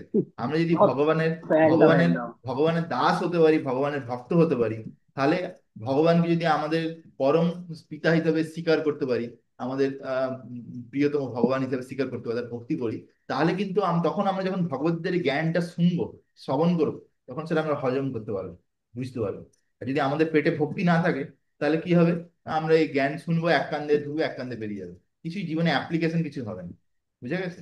তো এটা হচ্ছে ক্রাইটেরিয়া। প্রত্যেকটা জিনিসকে বোঝার একটা ক্রাইটেরিয়া থাকে না? তো এইটা হচ্ছে ক্রাইটেরিয়া, এখানে প্রভুপাদ লিখেছেন, ভগবান বলছেন, সাক্ষাৎ ভগবান বলছেন তার ক্রাইটেরিয়া। তো এই জন্য একটা শ্লোক আছে ভগবদ্গীতা, সেই শ্লোকটাতে ভগবান বলছেন ভক্তামাম অভিজানাতি। হ্যাঁ, ভক্তমাম অভিজানাতি। ভগবান বলেনি যে জ্ঞানবান অভিজানাতি কর্মমাম অভিজানাতি, যে আমাকে জ্ঞান দ্বারা কেউ বুঝতে পারবে, কর্ম দিয়ে বুঝতে পারবে। ভক্তামাম অভিজানাতি, আমাকে ভক্তি করে কেউ যদি ভক্ত হয় আমার, তবেই কেউ কিন্তু আমাকে জানতে পারবে। তাহলে কেউ যদি ভক্ত না হয়, তাহলে সে কিভাবে ভগবদ্গীতা বুঝতে পারবে? তো সেই জন্য আমার কাছে অনেক লোক আসে এখানে মন্দিরে, তো বলে যে প্রভু আমি ভাগবত গীতার উপরে ক্লাস করতে চাই, এ করতে চাই। আমি তাদেরকে বলি, প্রভু আপনি আগে এই প্রভুপদের ছোট বইগুলো পড়ুন, আর আপনি এই এই হরে কৃষ্ণ মহামন্ত্র জপ করা শুরু করুন, চারটি নিয়ম পালন করুন। আগে ভালো করে ভক্ত হন, তারপরে আপনি ভাগবত গীতাকে ডাইজেস্ট করতে, হজম করতে পারবেন। নাহলে আপনি এরকম শুধু ভাগবত গীতা শুনেও কোনো আপনার লাভ হবে না। কিন্তু আপনার যদি ভক্তি না থাকে ভগবানের প্রতি, তাহলে কি হবে? আপনি যে শুনবেন আর ওটা বেরিয়ে যাবে, ওটা আর কিছুই হবে না। তাৎপর্য, there are two classes of men, namely the devotees and the demon. সবসময় দু ধরনের মানুষ আছে, একটা হচ্ছে যে সুর, ভক্ত আর একটা হচ্ছে সুর, আর একটা অসুর। মানে একটা হচ্ছে ভক্ত, আর একটা হচ্ছে অভক্ত। ভক্ত আর একটা অভক্ত। The Lord selected Arjuna as the recipient of this great science owing to his being a devotee of the Lord. যেহেতু অর্জুন ভগবান একজন প্রিয় ভক্ত ছিল, সেজন্য ভগবান তাকে শুদ্ধ ভক্ত। বেছেছে যে এই দিব্যজ্ঞান দেওয়ার জন্য। তাহলে বুঝতে হবে যে অর্জুন কেউ কিন্তু সাধারণ কেউ ছিল না। অর্জুন অর্জুন কিন্তু ভগবানের একজন নিত্য পার্ষদ। ইভেন যদি কোনোদিন তুমি বদ্রীনাথ ধামে যাও, বদ্রীনাথ, সেখানে দেখবে নরনারায়ণ ঋষির গুহা আছে। নরনারায়ণ ঋষি, সেখানে নারায়ণ হচ্ছেন সাক্ষাৎ ভগবান শ্রীকৃষ্ণ। আর যে নর মানে কে, নর মানে সেখানে হচ্ছে অর্জুন অ্যাকচুয়ালি। সেখানে অর্জুন আর কৃষ্ণ সবসময় সেখানে বসে তপস্যা করছে, ভাবো। তো অ্যাকচুয়ালি অর্জুন আর কৃষ্ণ কিন্তু মানে চিরন্তন বন্ধু। শুধু এই নয় যে দাপর যুগে তারা বন্ধু হয়েছে। একদম। এরকম আমি কিছুদিন আগে শুনছিলাম যে ভবিষ্যতে ভগবান যখন অন্য কোনো গ্রহেতে আবার ভাগবত গীতার জ্ঞান দান করতে যাবেন, সেখানে অর্জুনকে নিয়ে যাবেন। সেখানে আবার তাকে কি করবেন, তার মাধ্যম বানাবেন, তাকে কি করবেন, আবার এই জ্ঞান দেবেন, এভাবে যে সেখানে লোকেরা সবাই ঠিক পাবে। আছে, হ্যাঁ একদম। তো but for the demon it is not possible to understand this great mysterious science. বলছি যারা অসুর, যারা ভগবানের ভক্ত নাই, তাদের জন্য এই দিব্য জ্ঞানটা বোঝা সম্ভব নয়। There are number of editions of this great book of knowledge. বলছি মার্কেটে অনেক অনেক এই দিব্য বই আছে, গ্রন্থের অনেক ভাগ আছে। Some of them are commentaries by the devotees, and some of them have commentaries of the demons. কিছু কিছু বই আছে যেগুলো ভক্তরা লিখেছে, কিছু কিছু বই আছে যারা অসুরেরা লিখেছে। প্রভুপাদ ডাইরেক্টলি এখানে ধুয়ে দিচ্ছে, বলছে যে some of them are commentaries of the demons. মানে কিছু কিছু আছে যেগুলো হচ্ছে অসুরেরা লিখেছে। Comment commentation by the devotees is real. ভক্তরা যেগুলো লিখেছে সেগুলো হচ্ছে আসল, সত্য। Where that of the demons are useless. আর যেগুলো অসুরেরা লিখেছে সেগুলো হচ্ছে বেকার। ঠিক আছে? Arjuna accept Shrikrishna as the supreme personality of Godhead. Arjun সবার প্রথমে ভগবান শ্রীকৃষ্ণকে পরম পুরুষোত্তম ভগবান হিসেবে স্বীকার করেছিলেন। And any commentary on the Gita following in the footstep of Arjuna is real devotional service to the cause of this great science. আর কেউ যদি অর্জুনের পদচিহ্ন ফলো করে যদি আগে যায়, হ্যাঁ, দিয়ে যদি সে যদি এই গীতা পড়ে বা শ্রবণ করে, তাহলে কি হবে? আর যদি পালন করে জীবন, তাহলে কি হবে? সে ধীরে ধীরে ভক্তিতে আগে এগোবে। The demoniac however do not accept Lord Krishna. যারা অসুর হয় তারা ভগবান কৃষ্ণকে স্বীকার করে না as he is. Instead they concoct something about Krishna. বরঞ্চ তারা ভগবানের ব্যাপারে ভুলভাল জিনিস বলতে থাকে। Mislead general readers from the path of Krishna's instruction. আর তারা কি করে? নিজেরা তো ভ্রমিত হয়, আর তারা এমন বই লিখে, যেই বই যে পড়বে সেও ভ্রমিত হয়ে যাবে। Here is a warning about such misleading facts. তো এইখানে একটা ওয়ার্নিং দেওয়া হচ্ছে সেই ধরনের লোকদেরকে। One should not try to follow the disciplic succession, sorry, one should try to follow the disciplic succession from Arjun. প্রত্যেকের উচিত অর্জুন থেকে যে গুরু শিষ্য পরম্পরা চলে আসছে সেই ধারাকে ফলো করা, and thus be benefited by this great science. আর এই দিব্য জ্ঞানের দ্বারা সবাই জীবনে মানে একটা পরম লাভ পেতে পারে, যাতে ভক্তি পেতে পারে, কৃষ্ণ ভক্তি কৃষ্ণ প্রেম প্রাপ্তি করতে পারে। Text number 4। अर्जुन उवाच अपरं भावतो जन्म परम जन्म विवस्वत कथम एतद् विजानीयं तम आदौ प्रोक्तवान् इति। Translation. Arjuna said, the sun god Vibhaswan is senior by birth to you. How am I to understand that in the beginning you instructed this science to him? তখন অর্জুন জিজ্ঞাসা করছে, অর্জুন দেখো, অর্জুন অ্যাকচুয়ালি জানতো যে কৃষ্ণ যে ভগবান। অর্জুনের কিন্তু এটা নিয়ে সন্দেহ ছিল না। কেন? অর্জুন ছোটবেলা থেকে শুনেছে যে এই যে কৃষ্ণ পুতনাকে বধ করে দিয়েছে, কৃষ্ণ আঘাসুরকে বধ করেছে, তিনাবর থেকে বধ করেছে, এই অমুক করেছে, কোন একটা রাক্ষসকে হাত দিয়ে একটা ঘুষি মেরে দিয়েছে, তার সঙ্গে সঙ্গে মরে গেছে। এরকম এরকম এমন এমন কৃষ্ণ কার্যকলাপ করেছে, কালিয়া কালিয়া সাপের উপরে নাচ করেছে। এইসব শুনে শুনে বুঝে গেছে যে এই কৃষ্ণ কিন্তু কেউ সাধারণ কেউ নয়। ঠিক আছে? কিন্তু তবুও এখানে সাধারণ মানুষদের জন্য জিজ্ঞাসা করছে যে, আচ্ছা ভগবান, সরি, আচ্ছা কৃষ্ণ, আমি কি করে বুঝবো যে তুমি বিবস্বানকে এই জ্ঞান দিয়েছো? কেন, বিবস্বান তো তোমার থেকে অনেক আগে জন্ম হয়েছে। ঠিক আছে? আর তোমার তো এই তো দুদিন আগে তুমি জন্ম হয়েছে আমার সঙ্গে, আমি আর তুমি বন্ধু বন্ধু। তাহলে তুমি কি করে বললে যে আমি বিবস্বানকে জ্ঞান দান করেছি? সেটা একটু আমাকে বুঝাও। দেখো, অর্জুন যদি এই কোশ্চেন গুলো না করতো, তাহলে সাধারণ মানুষ বুঝতে পারছে না যে ভগবানের পজিশনটা কোথায়। ভগবান হচ্ছে জন্ম রহিত। ভগবান কখনো জন্ম হয় না, ভগবান হচ্ছে আবির্ভাব হয়। যেমন সূর্য, সূর্য পূর্ব দিকে উদয় হচ্ছে, তাহলে পূর্ব দিক থেকে কি সূর্যের কি জন্ম হচ্ছে? জন্ম হচ্ছে না। সূর্য হচ্ছে যে ওইখান থেকে আবির্ভাব হচ্ছে। আবার পশ্চিম দিকে অস্ত যাচ্ছে, অস্ত যাচ্ছে মানে ওটা মৃত্যু হচ্ছে না সূর্যের। আবার কাল সকালে আবার সূর্যকে দেখা যায়। তো সেরকম ভাবে ভগবান কি হয়, বারবার উদয় হয় আর কখনো অস্ত চলে যায়, এরকম হয়। ঠিক আছে? তো সেটাই এখানে আমরা ডিটেলসে আমরা বুঝতে পারবো। Arjuna is is an accepted devotee of the lord. Arjun হচ্ছে একজন ভগবানের ভক্ত ছিলেন। So how could he not believe in Krishna's words? তাহলে সে কিভাবে কৃষ্ণের কথায় বিশ্বাস না করতে পারে? The fact is that Arjun is not inquiring for himself. Arjun কিন্তু এটা নিজের জন্য জিজ্ঞাসা করছে না, but for those who do not believe in the supreme personality of Godhead. কিন্তু যারা ভগবানের উপরে বিশ্বাস করে না, তাদের জন্য এই প্রশ্নটা জিজ্ঞাসা করছে। হ্যাঁ, for the demons who do not like the idea that Krishna should be accepted as a supreme personality of Godhead. দেখো এই পয়েন্টটা to be highlighted. For the demons who do not like that idea that Krishna is the supreme personality of Godhead. বলছে সেই সমস্ত রাক্ষসেরা বা atheist, যারা ভগবানে বিশ্বাস করে না, যারা মানতে চায় না যে ভগবান পরম পুরুষোত্তম ভগবান হচ্ছে কে? শ্রীকৃষ্ণ। তাদের জন্য ভগবানের যে পজিশন সেটা প্রতিষ্ঠা করার জন্য অর্জুন এই ধরনের প্রশ্ন করছে। For them only, Arjuna inquires on this point, as if he were himself not aware of the personality of Godhead or Krishna. এমন মনে হচ্ছে যেন অর্জুন জানে না যে ভগবান কে, কৃষ্ণ কে, জানে না। As it will be evident from the 10th chapter, Arjuna knew perfectly well that Krishna is the supreme personality of Godhead. আমরা যখন দশম অধ্যায়ে পৌঁছাবো ভাগবত গীতা, তখন আমরা দেখতে পাবো যে অর্জুন বলছে যে সে পুরোপুরি বুঝে গেছে যে কৃষ্ণ হচ্ছে পরপুরুষোত্তম ভগবান, the fountain head of everything. দেখো, the fountain head of everything and the last word of the transcendence. মানে যত যে অবতার আছে, সমস্ত অবতারের উৎস, অবতারের উৎস। মানে ধরো আমরা দেখতে পাচ্ছি যে একটা বড় এরিয়াতে অনেকগুলো ট্যাপ কল আছে, কিন্তু সেই ট্যাপ কলে যে জলগুলো বেরোচ্ছে, সেই জলগুলো কিন্তু শুধু ট্যাপ কল থেকে আসছে না, সেটা কিন্তু একটা সোর্স আছে, সোর্স, যেখানে বোরিং করা আছে। ধরো ধরো 400 ফুট 500 ফুট বোরিং করা আছে। তো সেই সেই বোরিং এর তলা থেকে পাম্প করে জল আসছে, সেটা হচ্ছে মেন সোর্স। তো সেরকম ভাবে ফাউন্টেন হেড অফ এভরিথিং এর মানে কি, অবতারোহি অসংখ্যাত কৃষ্ণস্তু ভগবান স্বয়ং। অনেক অনেক অসংখ্য অবতার হতে পারে, কিন্তু কৃষ্ণ হচ্ছে তার সমস্ত কিছু উৎস, উৎস যার থেকে সমস্ত অবতার আসছে। বুঝা গেছে? সেজন্য এখানে বলছে the last word of the transcendence. সেজন্য তুমি যত ভাগবত গীতা, ভাগবতম, সমস্ত বৈদিক শাস্ত্র পড়ে নাও, তাতে শেষ শব্দ কি বুঝতে পারবে? কৃষ্ণস্তু ভগবান স্বয়ং। আর কি বুঝতে পারবে? হরে কৃষ্ণা কৃষ্ণা কৃষ্ণা হরে হরে, হরে রাম রাম রাম হরে হরে। ঠিক আছে? Of course Krishna is also appeared as a son of Devaki on this আর্থ। হ্যাঁ, এটাও ঠিক যে কৃষ্ণ দেবকীর গর্ভ থেকে তার সন্তান হিসাবে আবির্ভাব নেই।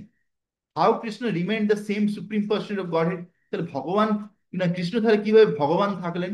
দ্য ইটার্নাল অরিজিনাল পার্সন, হ্যাঁ, পরম পুরুষোত্তম ভগবান, is very difficult for N ordinary man to understand. বলছে একটা সাধারণ মানুষ যে ভক্ত নয়, তার জন্য এটা বোঝা খুব কঠিন। সে বলবে, আরে এ তো 5,000 বছর আগে মায়ের পেট থেকে বেরোলো, তাহলে ও আবার কি করে ভগবান হয়ে গেল? আমরা তো মায়ের পেট থেকে বেরোই, তাহলে আমরা কি ভগবান হয়ে যায়? তো ওই জন্য বলছে যে অভক্তদের জন্য ওদের মাথায় ঢুকবে না যে কৃষ্ণ কিভাবে ভগবান। যেমন যেমন মানে আমি বলবো যে ধরো আমার ঘরে আমার অনেক রিলেটিভ আছে, তারা দেখছে যে আমি অনেক ভক্তি করছি, এরকম আমাদের ব্রহ্মচারী হয়েছি যা কিছু। তো কৃষ্ণ, কৃষ্ণ ভগবান আমি তার ব্যাপারে অনেকে বলি, তারা বলে হ্যাঁ ঠিক আছে, ও সবাই অনেক ভগবান আছে, তার মধ্যে কৃষ্ণ একজন, এরকম বলে। মানে তাদের পুরোপুরি বিশ্বাস নেই যে কৃষ্ণ ভগবান, বুঝতে পেরেছো? তারা ভাবে যে এও ভগবান, ও ভগবান, এও ভগবান, আর কৃষ্ণ ভগবান, এরকম। কিন্তু অ্যাকচুয়াল ব্যাপার কিন্তু সেটা নয়। কৃষ্ণ হচ্ছে পরম পুরুষোত্তম ভগবান, সমস্ত ভগবানের ভগবান। আর বাকি যারা, তারা সবাই হচ্ছে কৃষ্ণের নিচে আছে, সেটা সেটা বুঝতে হবে। কিন্তু যেহেতু তারা ভগবানের ভক্ত নয় বা ভক্তি করে না, সেজন্য তারা এটা বুঝতে পারে না কখনো। বুঝে গেছে? তারা শুধু মাথা, তাদের দিমাগ দিয়ে বুঝতে চায়। কিন্তু ভগবান হচ্ছে আমাদের দিমাগের উপরে, আমাদের মাথার বাইরে, আমাদের 200 গ্রামের ব্রেন দিয়ে আমরা ভগবানকে কখনো বুঝতে পারবো না। ঠিক আছে? তো সেটা এখানে বলছে যে therefore to clarify this point, Arjuna put this question before Krishna. সেই জন্য এই পয়েন্টটা ক্লিয়ার করার জন্য অর্জুন কৃষ্ণকে এই প্রশ্ন করেছিলেন, and that he himself could speak authoritatively, যাতে সে নিজেও ঠিক করে বলতে পারে that Krishna is the supreme authority, is accepted by the whole world, not only at the present but for the time immemorial. আর ভগবান যে পরম পুরুষোত্তম, সেটা সমস্ত বেদ শাস্ত্র স্বীকার করেছে, সমস্ত বেদ শাস্ত্র সবকিছু স্বীকার করেছে। যেমন আমরা যদি ব্রহ্ম সংহিতা পড়ি, এই যে জড়জগতের সব থেকে ফার্স্ট ব্যক্তিকে ব্রহ্মা, সব থেকে বড় দেবতাকে ব্রহ্মা। তো সেই ব্রহ্মা কি বলছে? ঈশ্বর পরম কৃষ্ণ সচ্চিদ আনন্দ বিগ্রহ, অনাদির আদির গোবিন্দ সর্বকারণ কারণ। ঠিক আছে? তো सर्वकाल। সে সে সাক্ষাৎ বলছে ঈশ্বর পরম কৃষ্ণ। ঠিক আছে? সেখানে অন্য কোনো দেবতাদের নাম বলেনি যে ঈশ্বর পরম অমুক, ঈশ্বর পরম তসুক, এরকম বলেনি, ঈশ্বর পরম কৃষ্ণ। ভাবতে পারা যায়? তো তাহলে যারা বলে যে যে এও ভগবান, ও ভগবান, সেও ভগবান, তারা নিজেদেরকে মানে ব্রহ্মার থেকেও বেশি কিছু মনে করে, এরকম। বুঝতে পারছো? তারা নিজেদের মানে ব্রহ্মার থেকেও বেশি পণ্ডিত মনে করে, সেজন্য তারা হয়তো এরকম ধরনের কথাবার্তা বলে। তো সেটা এখানে বলছে যে সমস্ত বেদ শাস্ত্রে অলরেডি বুঝিয়ে দিয়েছে যে কৃষ্ণকে, কৃষ্ণ হচ্ছে সাক্ষাৎ ভগবান, that is supreme authority, authority of the whole world, not only at the present, from the time immemorial, and the demons alone rejecting, only অসুরের তাকে স্বীকার করে না। Anyway, since Krishna is the authority accepted by all, Arjun put this question before him in order that Krishna would describe himself without being depicted by the demons, who always try to distort him in a way understandable to the demons and their followers. It is necessary that everyone, for his own interest, know the science of Krishna. বলছে প্রত্যেকটা ব্যক্তির উচিত তার নিজের জীবনকে ধন্য করার জন্য কৃষ্ণর ব্যাপারে জানা উচিত। Therefore, when Krishna himself speaks about himself, it is auspicious for all the worlds. সেজন্য ভগবান যদি নিজে তার ব্যাপারে কোনো কখনো বলে, সেটা হচ্ছে পুরো জগতের জন্য শুভ, পরম শুভ। To the demons, such explanation of by Krishna himself may appear to be strange because the demons always study Krishna from their own study point. But those who are devotee heartily welcome the statement of Krishna. বলছি যারা ভগবানে বিশ্বাস করে না তাদের জন্য ভগবানের যে বাণী সেগুলো কাল্পনিক মনে হতে পারে, কিন্তু যারা ভক্ত তাদের জন্য এই ভগবানের যে বাণী এটা পরম শুদ্ধ, পরম সত্য হিসেবে তারা স্বীকার করে। when they are spoken by Krishna himself, যখন সেটা কৃষ্ণ সাক্ষাৎ বলেছে তখন তাদের কোনো সন্দেহ নেই। যেমন কৃষ্ণ কি বলেছে, কৌন্তেয়া প্রতি জানিহি, হ্যাঁ, আহ, নামে ভক্ত প্রণশ্যাতি। বলছে ও অর্জুন, তুমি জোর গলায় বলে দাও যে আমার ভক্তের কোনোদিন বিনাশ হতে পারে না, আমার ভক্তকে আমি সবসময় রক্ষা করব। ঠিক আছে। তারপরে বলছে ক্ষিপ্রম ভবতি ধর্মাত্মা সাক্ষাৎ শান্তি নিগচ্ছতি কন্তেয়া প্রতি জানিহি নামে ভক্ত পুনশ্চতি। বলছে সেই সেই যে ভক্ত যে আগে ভক্তি করছিল কোনোভাবে তার ভক্তি থেকে পতন হয়ে গেছে, সে আবার ফিরে আসবে এই ভক্তির পথে, খুব শীঘ্রই ফিরে আসবে অর্জুন। আর তুমি জোর গলায় পুরো পৃথিবীকে বলে দাও যে আমার ভক্তের কোনোদিন বিনাশ হতে পারে না। কখনো বিনাশ হয় না এরকম ভাবে। তো ভক্তরা কিন্তু এই কথায় বিশ্বাস করে। তারপরে ভগবান আরেকটা শ্লোকে কি বলেছে, যে আমার ভক্তের যা কিছু কমই পড়ে যায়, ভক্তের যা কিছু কম পড়ে যায়, যা কিছু অভাব পড়ে, আমি নিজে সেগুলো সাপ্লাই করি তার ঘরে গিয়ে, তার কাছে গিয়ে সবকিছু তাকে তার জীবনে পৌঁছে দিই। তো এই কথাতেও ভগবানের, এই কথাও ভগবান ভক্তরা বিশ্বাস করে। এই বিশ্বাসের উপরে আমাদের যে ইসকন চলছে। ঠিক আছে। আমরা কেউ কোনো চাকরিও করি না, কিছু করি না, শুধু আমরা ধরো ভগবান যেসব জিনিস করতে বলেছে সেগুলো আমরা করছি। আমরা গোমাতা রক্ষা করছি, আমরা বেদ শাস্ত্রের অধ্যয়ন করছি, তারপরে আমরা কি করছি, এই এই যে দিব্য জ্ঞান এটা প্রচার করছি, এরকম ভাবে বিভিন্ন মঙ্গলময় কার্যকলাপ করছি, আমরা সংকীর্তন যজ্ঞ করছি। এর দ্বারা বিভিন্ন লোক এসে অটোমেটিক্যালি কিন্তু আমাদেরকে, মানে ভগবান বিভিন্ন লোকের মাধ্যমে আমাদেরকে যা কিছু জিনিস দরকার, ধন সম্পদা সবকিছু আমাদেরকে দিয়েছে। আমাদেরকে কারোর কাছে গিয়ে মানে কান্নাকাটি করতে হচ্ছে না, আরে আমাদের কালকে কি হবে তার কোনো কিছু নেই, আপনি আমাকে আজকে বাঁচিয়ে দিন, এরকম কাউকে বলতে হচ্ছে না, কেন ভগবান ডাইরেক্টলি আমাদেরকে টেক কেয়ার করছে। ঠিক আছে। তো সেই যে সেই বিশ্বাসটা প্রথমে রাখতে হবে। সেই বিশ্বাসটা যদি থাকে তোমার মধ্যে, তারপরে সেভাবে যদি ভক্তি করো, তাহলে ভগবান অবশ্যই কিন্তু তোমাকে, তোমার যা কিছু প্রয়োজন সেটা কিন্তু তোমাকে পৌঁছে দেবে। বুঝে গেছে। আমি জাস্ট ইমাজিন করি, আজ থেকে প্রায় 3-4 মাস আগের কথা। তখন আমার আমার এরকম মনে হচ্ছিল যে আমি যদি সকালবেলা 8টার সময় আমার খুব খিদে পায়, তো আমি একটু যদি ড্রাই ফ্রুটস পাই, ড্রাই ফ্রুটস মানে বিভিন্ন ধরনের কাজু বা পিস্তাচিও এরকম ধরনের বিভিন্ন ড্রাই ফ্রুটস, অ্যালমন্ডস, তো মানে 2-4 পিস ড্রাই ফ্রুটস যদি পাই, তাহলে জলে ভিজিয়ে রাখবো, তারপর ওটা খেয়ে নেবো, তাতে কিছুটা খাব, মানে খিদেটা মরে যাবে অনেকক্ষণ। তারপর আবার 9টার সময় ভাগবতম ক্লাসের পর খাবার খাবো। তো তারপরে কোথায় ড্রাই ফ্রুটস পাবো, ব্রহ্মচারী ভিখারি, তার তো ঠিক নেই, হ্যাঁ না। তো দিয়ে একজন লোক এসছে, দিয়ে 1 ডাব্বা ড্রাই ফ্রুটস আমাকে দিয়ে চলে গেছে, দিয়ে এখনো পর্যন্ত সেই ড্রাই ফ্রুটস চলছে। তারপরে আবার আরেকজন এসে আরেক ডাব্বা দিয়ে চলে গেছে। তো অ্যাকচুয়ালি কি, এগুলো বুঝতে হবে যে ভগবান সবাইকে ইন্সপায়ার করে। ঠিক আছে। আমি কিন্তু কাউকে বলিনি যে আমার সকালে 8টার সময় ড্রাই ফ্রুটস লাগবে, ওই জন্য আপনারা আমাকে ড্রাই ফ্রুটস দান করুন, এরকম আমি কাউকে বলিনি। কিন্তু ভগবান প্রত্যেকের জীবের হৃদয়ে আছে, সে ঠিক কাউকে না কাউকে ইন্সপায়ার করে দেয়, দিয়ে এসে ভক্তদের জীবনে যা কিছু প্রয়োজন সব কমই সব পূর্ণ করে দেয় ভগবান। ঠিক আছে। এটা পুরোপুরি আমাদের বিশ্বাস রাখা উচিত। যেমন শিল ভক্তিচারু স্বামী মহারাজ যখন উজ্জয়িনীতে মন্দিরটা তৈরি করছিলেন, তখন তার কাছে কিছুই ছিল না, শুধু কয়েকজন ভক্তকে নিয়ে গেছিলেন, তার টাকা পয়সা কিছুই ছিল না, কিন্তু তার পুরো ভগবানের প্রতি বিশ্বাস ছিল, যে আমি যদি ভগবানের মন্দির প্রতিষ্ঠা করার ইচ্ছা করি, ভগবানকে শুদ্ধভাবে সেবা করার, ভগবান ঠিক সব টাকা পয়সা পাঠিয়ে দেবে। ভগবান ঠিক ভক্ত পাঠালো, টাকা পয়সা ধন সম্পদা লক্ষ্মী পাঠিয়ে দিল, দিয়ে মাত্র 10 মাসের মধ্যে মন্দির তৈরি হয়ে গেল, মন্দির ওপেনিং হয়ে গেল। কেন ইমাজিন। ঠিক আছে। তো সেই শুদ্ধ ভক্ত, তার সেই শুদ্ধ ইচ্ছা, যেটা প্রবল, যে ভগবান তার পূর্ণ করে দিল 10 মাসের মধ্যে। ঠিক আছে। তো এখানে সেটা এখানে বলছে যে অসুরেরা এইসব জিনিসে বিশ্বাস করে না, কিন্তু ভক্তরা এর উপরে পুরোপুরি কিন্তু বিশ্বাস করে। The devotees will always worship such authoritative statements of Krishna because they are always eager to know more and more about him. Network slow আসছে, শোনা যাচ্ছে না আপনার কথাটা। Okay, I'm switch off my camera. হরে এখন ঠিক কৃষ্ণ। আছে, এখন ঠিক আছে, হরি বল, হরে কৃষ্ণ প্রভু। এখন ঠিক আছে হরে আমার আওয়াজ? হরে কৃষ্ণ প্রভু। এখন ঠিক আছে আমার আওয়াজ? হরে কৃষ্ণ, হরে কৃষ্ণ প্রভু, হরে Krishna. Krishna. You are able to hear my voice? শোনাই যাচ্ছে না, নেটওয়ার্ক একটা প্রবলেম। হ্যাঁ হ্যাঁ, শোনা যাচ্ছে, শোনা শোনাই যাচ্ছে, যাচ্ছে না। শোনা যাচ্ছে এখন? হ্যাঁ, এখন শোনা। ওকে। আমি ক্যামেরা কথা বন্ধ বলে করে, কোনো শোনাই যাচ্ছে না। আমি ক্যামেরা বন্ধ করে দিচ্ছি, কারণ তো ব্যান্ডউইথ কম থাকলে অসুবিধা নেই।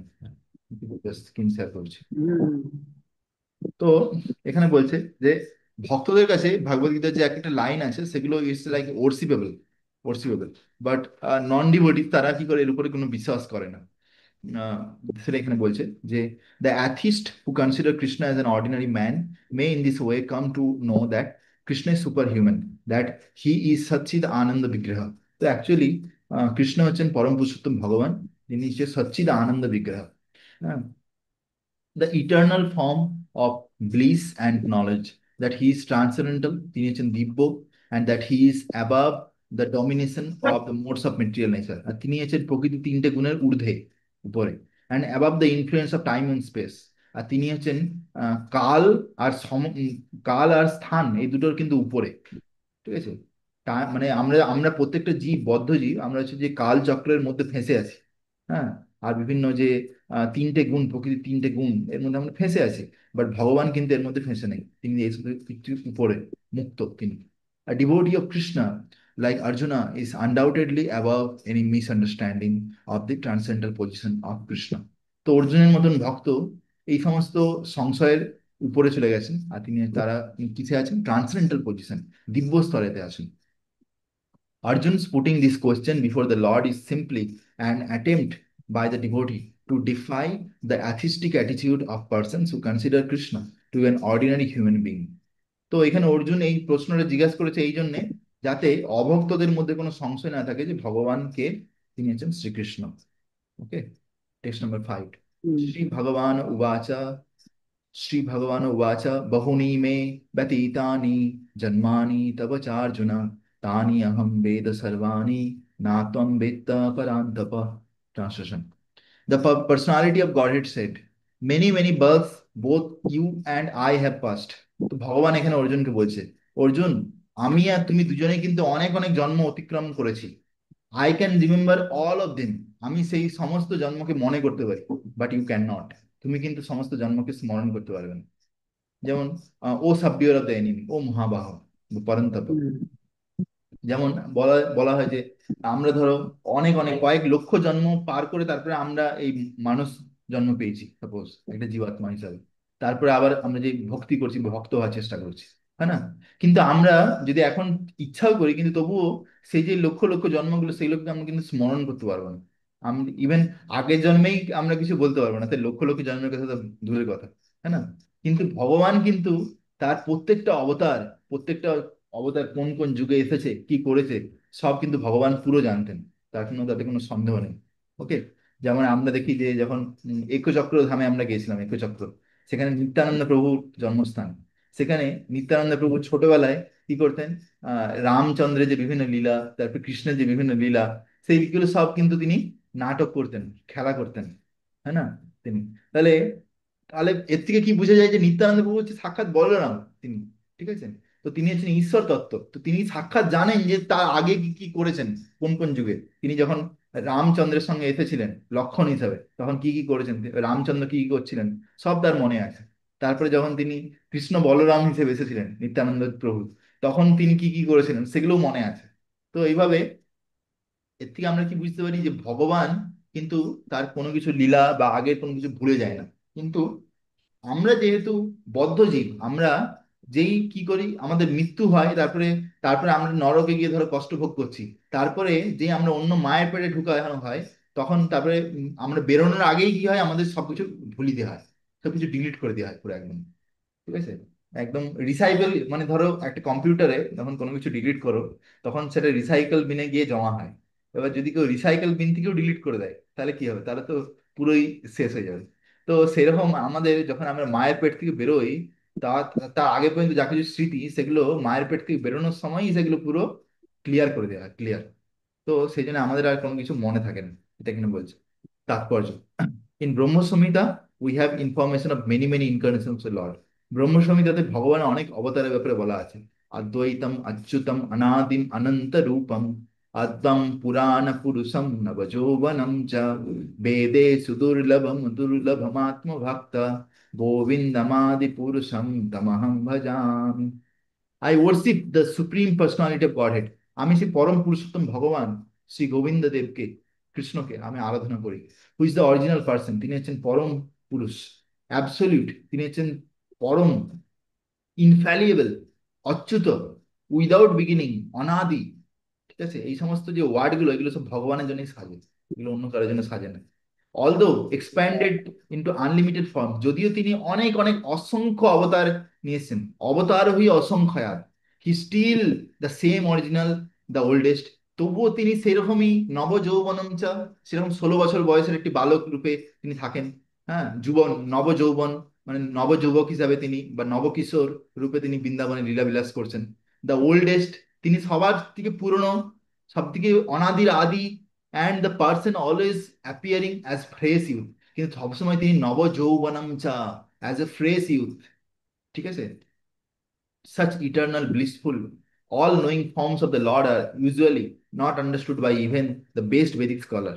বলছে বেদের বিভিন্ন পণ্ডিত আছে যারাও ভগবানের এই রূপকে বুঝতে পারে না, but they are always manifest to pure unalloyed devotees. কিন্তু ভগবানের যারা ভক্ত, তারাই ভগবানের এই সুন্দর রূপকে বুঝতে পারে। ঠিক আছে, আমরা যখন ভগবানকে দেখি, কখনো দেখেছি এরকম ভাবে যে ভগবান বুড়ো হয়ে গেছে বা কিছু, এরকম কোনোদিন দেখেছি? কোনোদিন দেখিনি। সবসময় আমরা ভগবানকে কিরকম ভাবে দেখি, যে সুন্দর ত্রিভঙ্গ, ত্রিভঙ্গ ললিতম, সুন্দর রূপ। এই যেমন আমরা এখানে রাধা মাধবকে দেখতে পাচ্ছি, কত সুন্দর ভাবে রূপ, হ্যাঁ না? তো এরকম ভাবে আমরা ভগবানের রাধা মাধব, রাধা গোবিন্দ আমরা যেখানে দেখি, এরকম 16 বছর বয়সে সুন্দর বালক হিসাবে তিনি লীলা বিলাস করছেন। মানে বালক ঠিক নয়, মানে যুবক, একটা নবকিশোর বলা যায়, কিশোরে যে একদম তিনি আছেন সবসময়। রামাদি, তারপরে আবার ব্রহ্মসংহিতাতে বলছে, রামাদি মূর্তি শুক্লা নিয়মেন তিষ্ঠান নানাবতারম অকরোৎ ভুবনেষু কিন্তু কৃষ্ণ স্বয়ং সমভতা সমভবাত পরম পুমান্যো গোবিন্দমাদি পুরুষম তমহং ভজামি। I worship the supreme personality of Godhead. আমি সেই পরম পুরুষোত্তম ভগবান শ্রী গোবিন্দ দেবকে আরাধনা করি। Who is always situated in various incarnations such as Ram, Nrisimha and many other. যিনি অনেক অনেক অবতার নিয়ে আসছেন, যেমন রামচন্দ্র, নৃসিংহদেব আর বরাহ, এরকম বিভিন্ন অবতার। But who is the original personality of Godhead? Krishna. কিন্তু তিনি হচ্ছেন পরম পুরুষ ভগবান Krishna, and who incarnate personally also. আর যিনি, তিনি নিজেও বা অনেক সময় আসেন।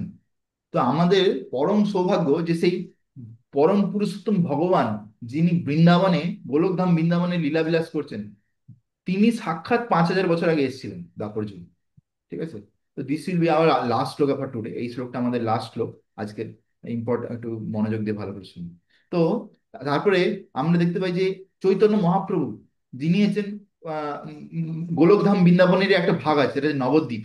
সেই নবদ্বীপ ধামে তিনি নিত্য লীলা বিলাস করছেন। তিনি হচ্ছেন ভগবান শ্রীকৃষ্ণ সাক্ষাৎ। তিনি এসেছেন 550 বছর আগে। আমরা তার ধামে গিয়ে ঘুরে আসতে পারছি, এটা আমাদের পরম সৌভাগ্য। আমাদের কলিযুগ। সৌভাগ্য। একদম। হ্যাঁ। তো in the Vedas also it is said that the Lord, although one without a second, manifest himself in innumerable forms. শাস্ত্রে বলা আছে যে আহ, ভগবান, যদিও তিনি আহ, পরম পুরুষোত্তম, কিন্তু তিনি অনেক অনেক নিজের বিস্তার করেন। He is like a vaidurya stone which changes colour yet still remains one. All those multi forms are understood by pure unalloyed devotees, but not simply by study of the Vedas.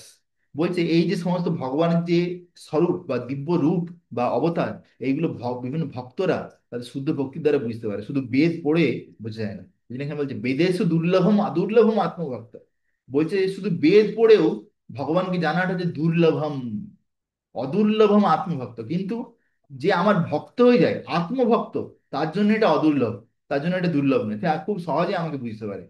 Devotees like Arjuna are constant companions of the lord. তো অর্জুন হচ্ছে ভগবানের নিত্য পার্ষদ। Whenever lord incarnate, যখনই ভগবান অবতার নেন, তখন তার পার্ষদ রূপে অর্জুনকে তার সঙ্গে সঙ্গে তিনি নিয়ে যান। Arjun is one of this devotees. Arjun তার বিভিন্ন পার্শ্বদের মধ্যে একজন। And in this verse, it is understood that some millions of years ago, when Lord Krishna spoke Bhagavad Gita to the sun god Vivaswan, Arjun in a different capacity was also present. তো যখন লক্ষ লক্ষ বছর আগে যখন ভগবান শ্রীকৃষ্ণ আহ বিবস্বানকে ভাগবত গীতার জ্ঞান দিচ্ছিলেন, তখনও অর্জুন কোনো না কোনো রূপে অবশ্যই উপস্থিত ছিল সেখানে। But the difference between lord and Arjuna is that lord remember the incident whereas Arjuna could not remember. কিন্তু ভগবান আর অর্জুনের মধ্যে পার্থক্য হচ্ছে ভগবান এগুলো সব স্মরণ করতে পারে, অর্জুন এগুলো সব ভুলে যায়। That is the difference between part and parcel, living entity and the supreme lord. সেটা হচ্ছে যে একটা জীবাত্মা আর ভগবানের মধ্যে তফাৎ। Although Arjun is addressed herein as the mighty hero who could subdue the enemy.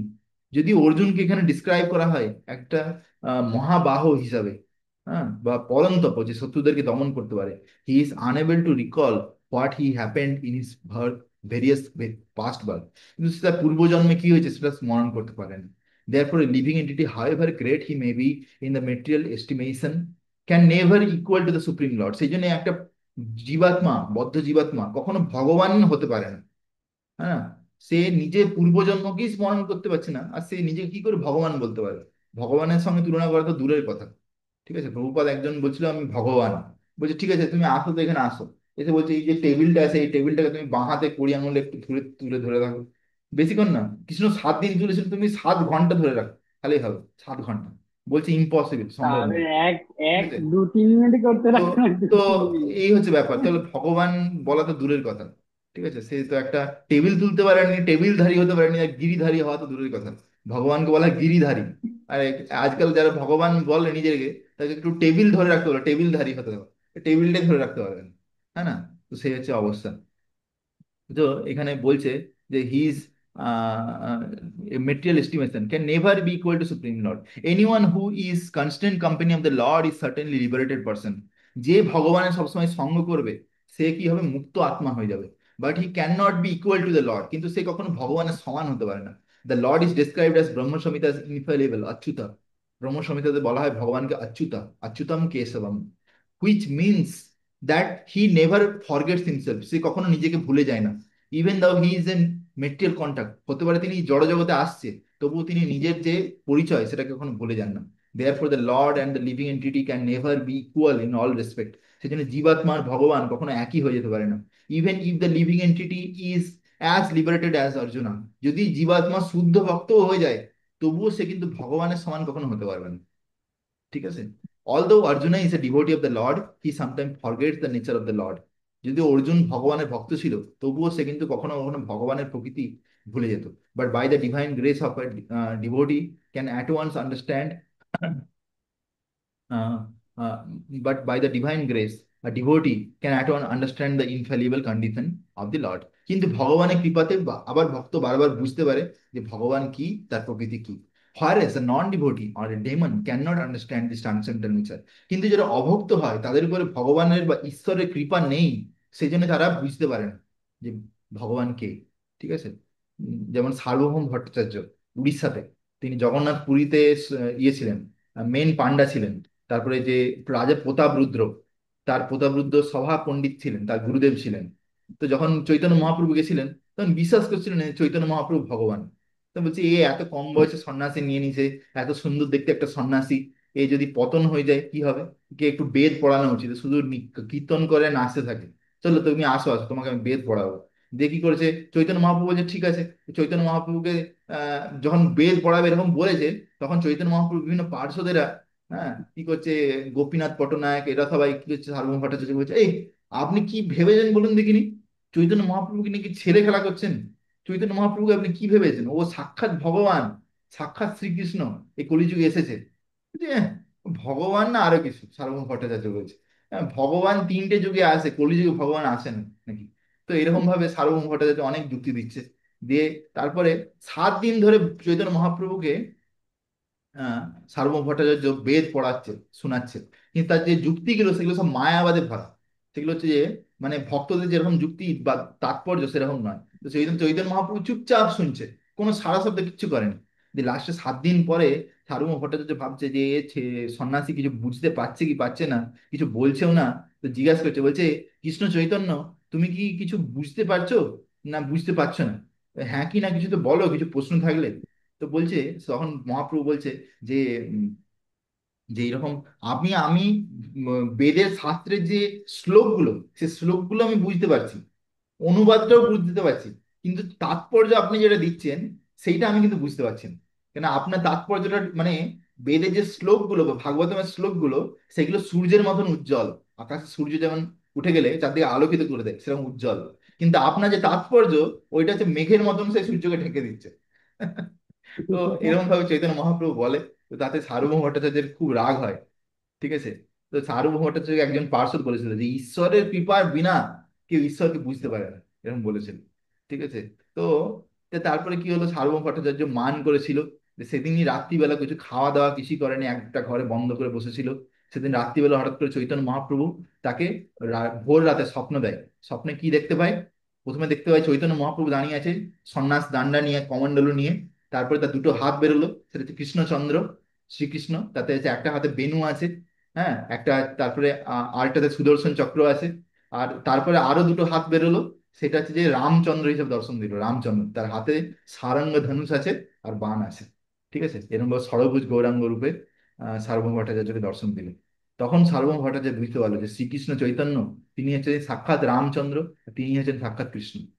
তারপরে যে ভোরবেলা দেখছে কে দরজা ঠকঠক করছে, দরজা খুলেছে, দেখছে সাক্ষাৎ চৈতন্য মহাপ্রভু দাঁড়িয়ে আছে।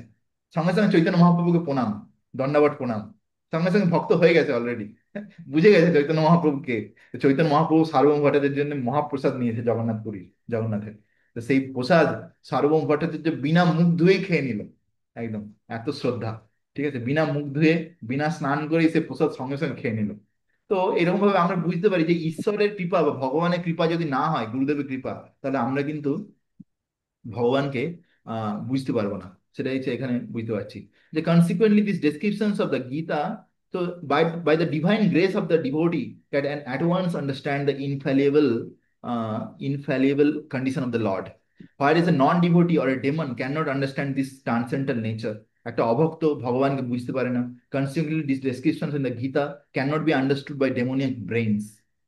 Krishna remembered acts which were performed by him millions of years before, but Arjuna could not. Despite the fact that both Arjuna and Krishna is eternal in nature, we may also note herein that a living entity forgets everything due to change of body. যেহেতু একটা জীবাত্মা শরীর বারবার পরিবর্তন হয়, সেজন্য সে সবকিছু ভুলে যায়। But the Lord remembered because he does not change his Sachchidananda body. কিন্তু ভগবানের তো শরীর পরিবর্তন করতে হয় না, তার শরীর তো সবসময় সচ্চিদানন্দ, সেজন্য তাকে কোনোদিন ভুলতে হয় না, কেউ কোনোদিন ভুলে যান না। হিজ আদ্বৈতা, তিনি which means there is no distinction between his body and his ananda. Himself. তার শরীর আর আত্মার মধ্যে কোনো তফাৎ নেই। আমাদের শরীর আর আত্মার মধ্যে তফাৎ আছে, ভগবানের শরীরও সচ্চিদানন্দ, আর ভগবানের আত্মাও কোনো তফাৎ নেই, তিনি শরীর আর আত্মা দুটোই সচ্চিদানন্দ। Everything in relation to him is spirit, whereas the conditioned soul is different from his material body. কিন্তু আমরা আমাদের শরীর থেকে অভিন্ন, সরি শরীর থেকে ভিন্ন। মানে যেমন একটা কম্পিউটারে যে হার্ড ডিস্ক ড্রাইভ আছে, সেটা যদি চুরি হয়ে যায় তাহলে তাতে যা যা ডেটা আছে সব কি হবে, চুরি হয়ে যাবে। তুমি কিন্তু তাতে অনেক কিছু ধরো ডেটা সেভ করে রেখেছিলে, সেগুলো সব লস্ট। কিন্তু কিন্তু ভগবান যেহেতু তার এরকম শরীর আর আত্মার মধ্যে তফাৎ নেই, সেরকম ভাবে আমাদের এই শরীরে এই যে মাথাটা আছে, এর মধ্যে একটা ভগবান হার্ড ডিস্ক লাগিয়ে দিয়েছে, একটা বড় চিপ লাগিয়ে দিয়েছে যাতে সব কিছু স্টোর হচ্ছে। হ্যাঁ না? তো এই আমার যদি এই শরীরটাই নষ্ট হয়ে যায়, তখন কি হবে, এই যে এত কিছু সবকিছু নষ্ট হয়ে যাবে। কিন্তু ভগবান যেহেতু তিনি সচ্চিদানন্দ, তিনি কখনো কোনো কিছু ভুলে যান না। তার কোনো জড় শরীর নেই, তিনি তো আধ্যাত্মিক শরীর। And because the Lord's body and the self is identical, his position is also different from that of the ordinary living entity. সেজন্য ভগবান একটা সাধারণ জীবের থেকে অনেক উপরের স্তরে আছে। Even when he descends to material platform, the demons cannot adjust themselves to the transcendental nature of the Lord, which is the Lord himself explained in the following verse. তো অসুরেরা এটা বুঝতে পারেনি। ওকে। তো খুব খুব সুন্দরভাবে আমরা এই ভাগবত গীতার এই যে ফোর্থ চ্যাপ্টার আজকে শুরু করেছি, এতে আমরা 5টা শ্লোক করতে পারলাম। ঠিক আছে। তো এখানে আমরা দেখতে পেলাম যে কিভাবে এবং ভগবান বলছে যে এই যে দিব্য জ্ঞান, এই দিব্য জ্ঞান আমি অলরেডি বহু বহু কাল আগে আমি বিবস্বানকে বলেছি, কিন্তু যেহেতু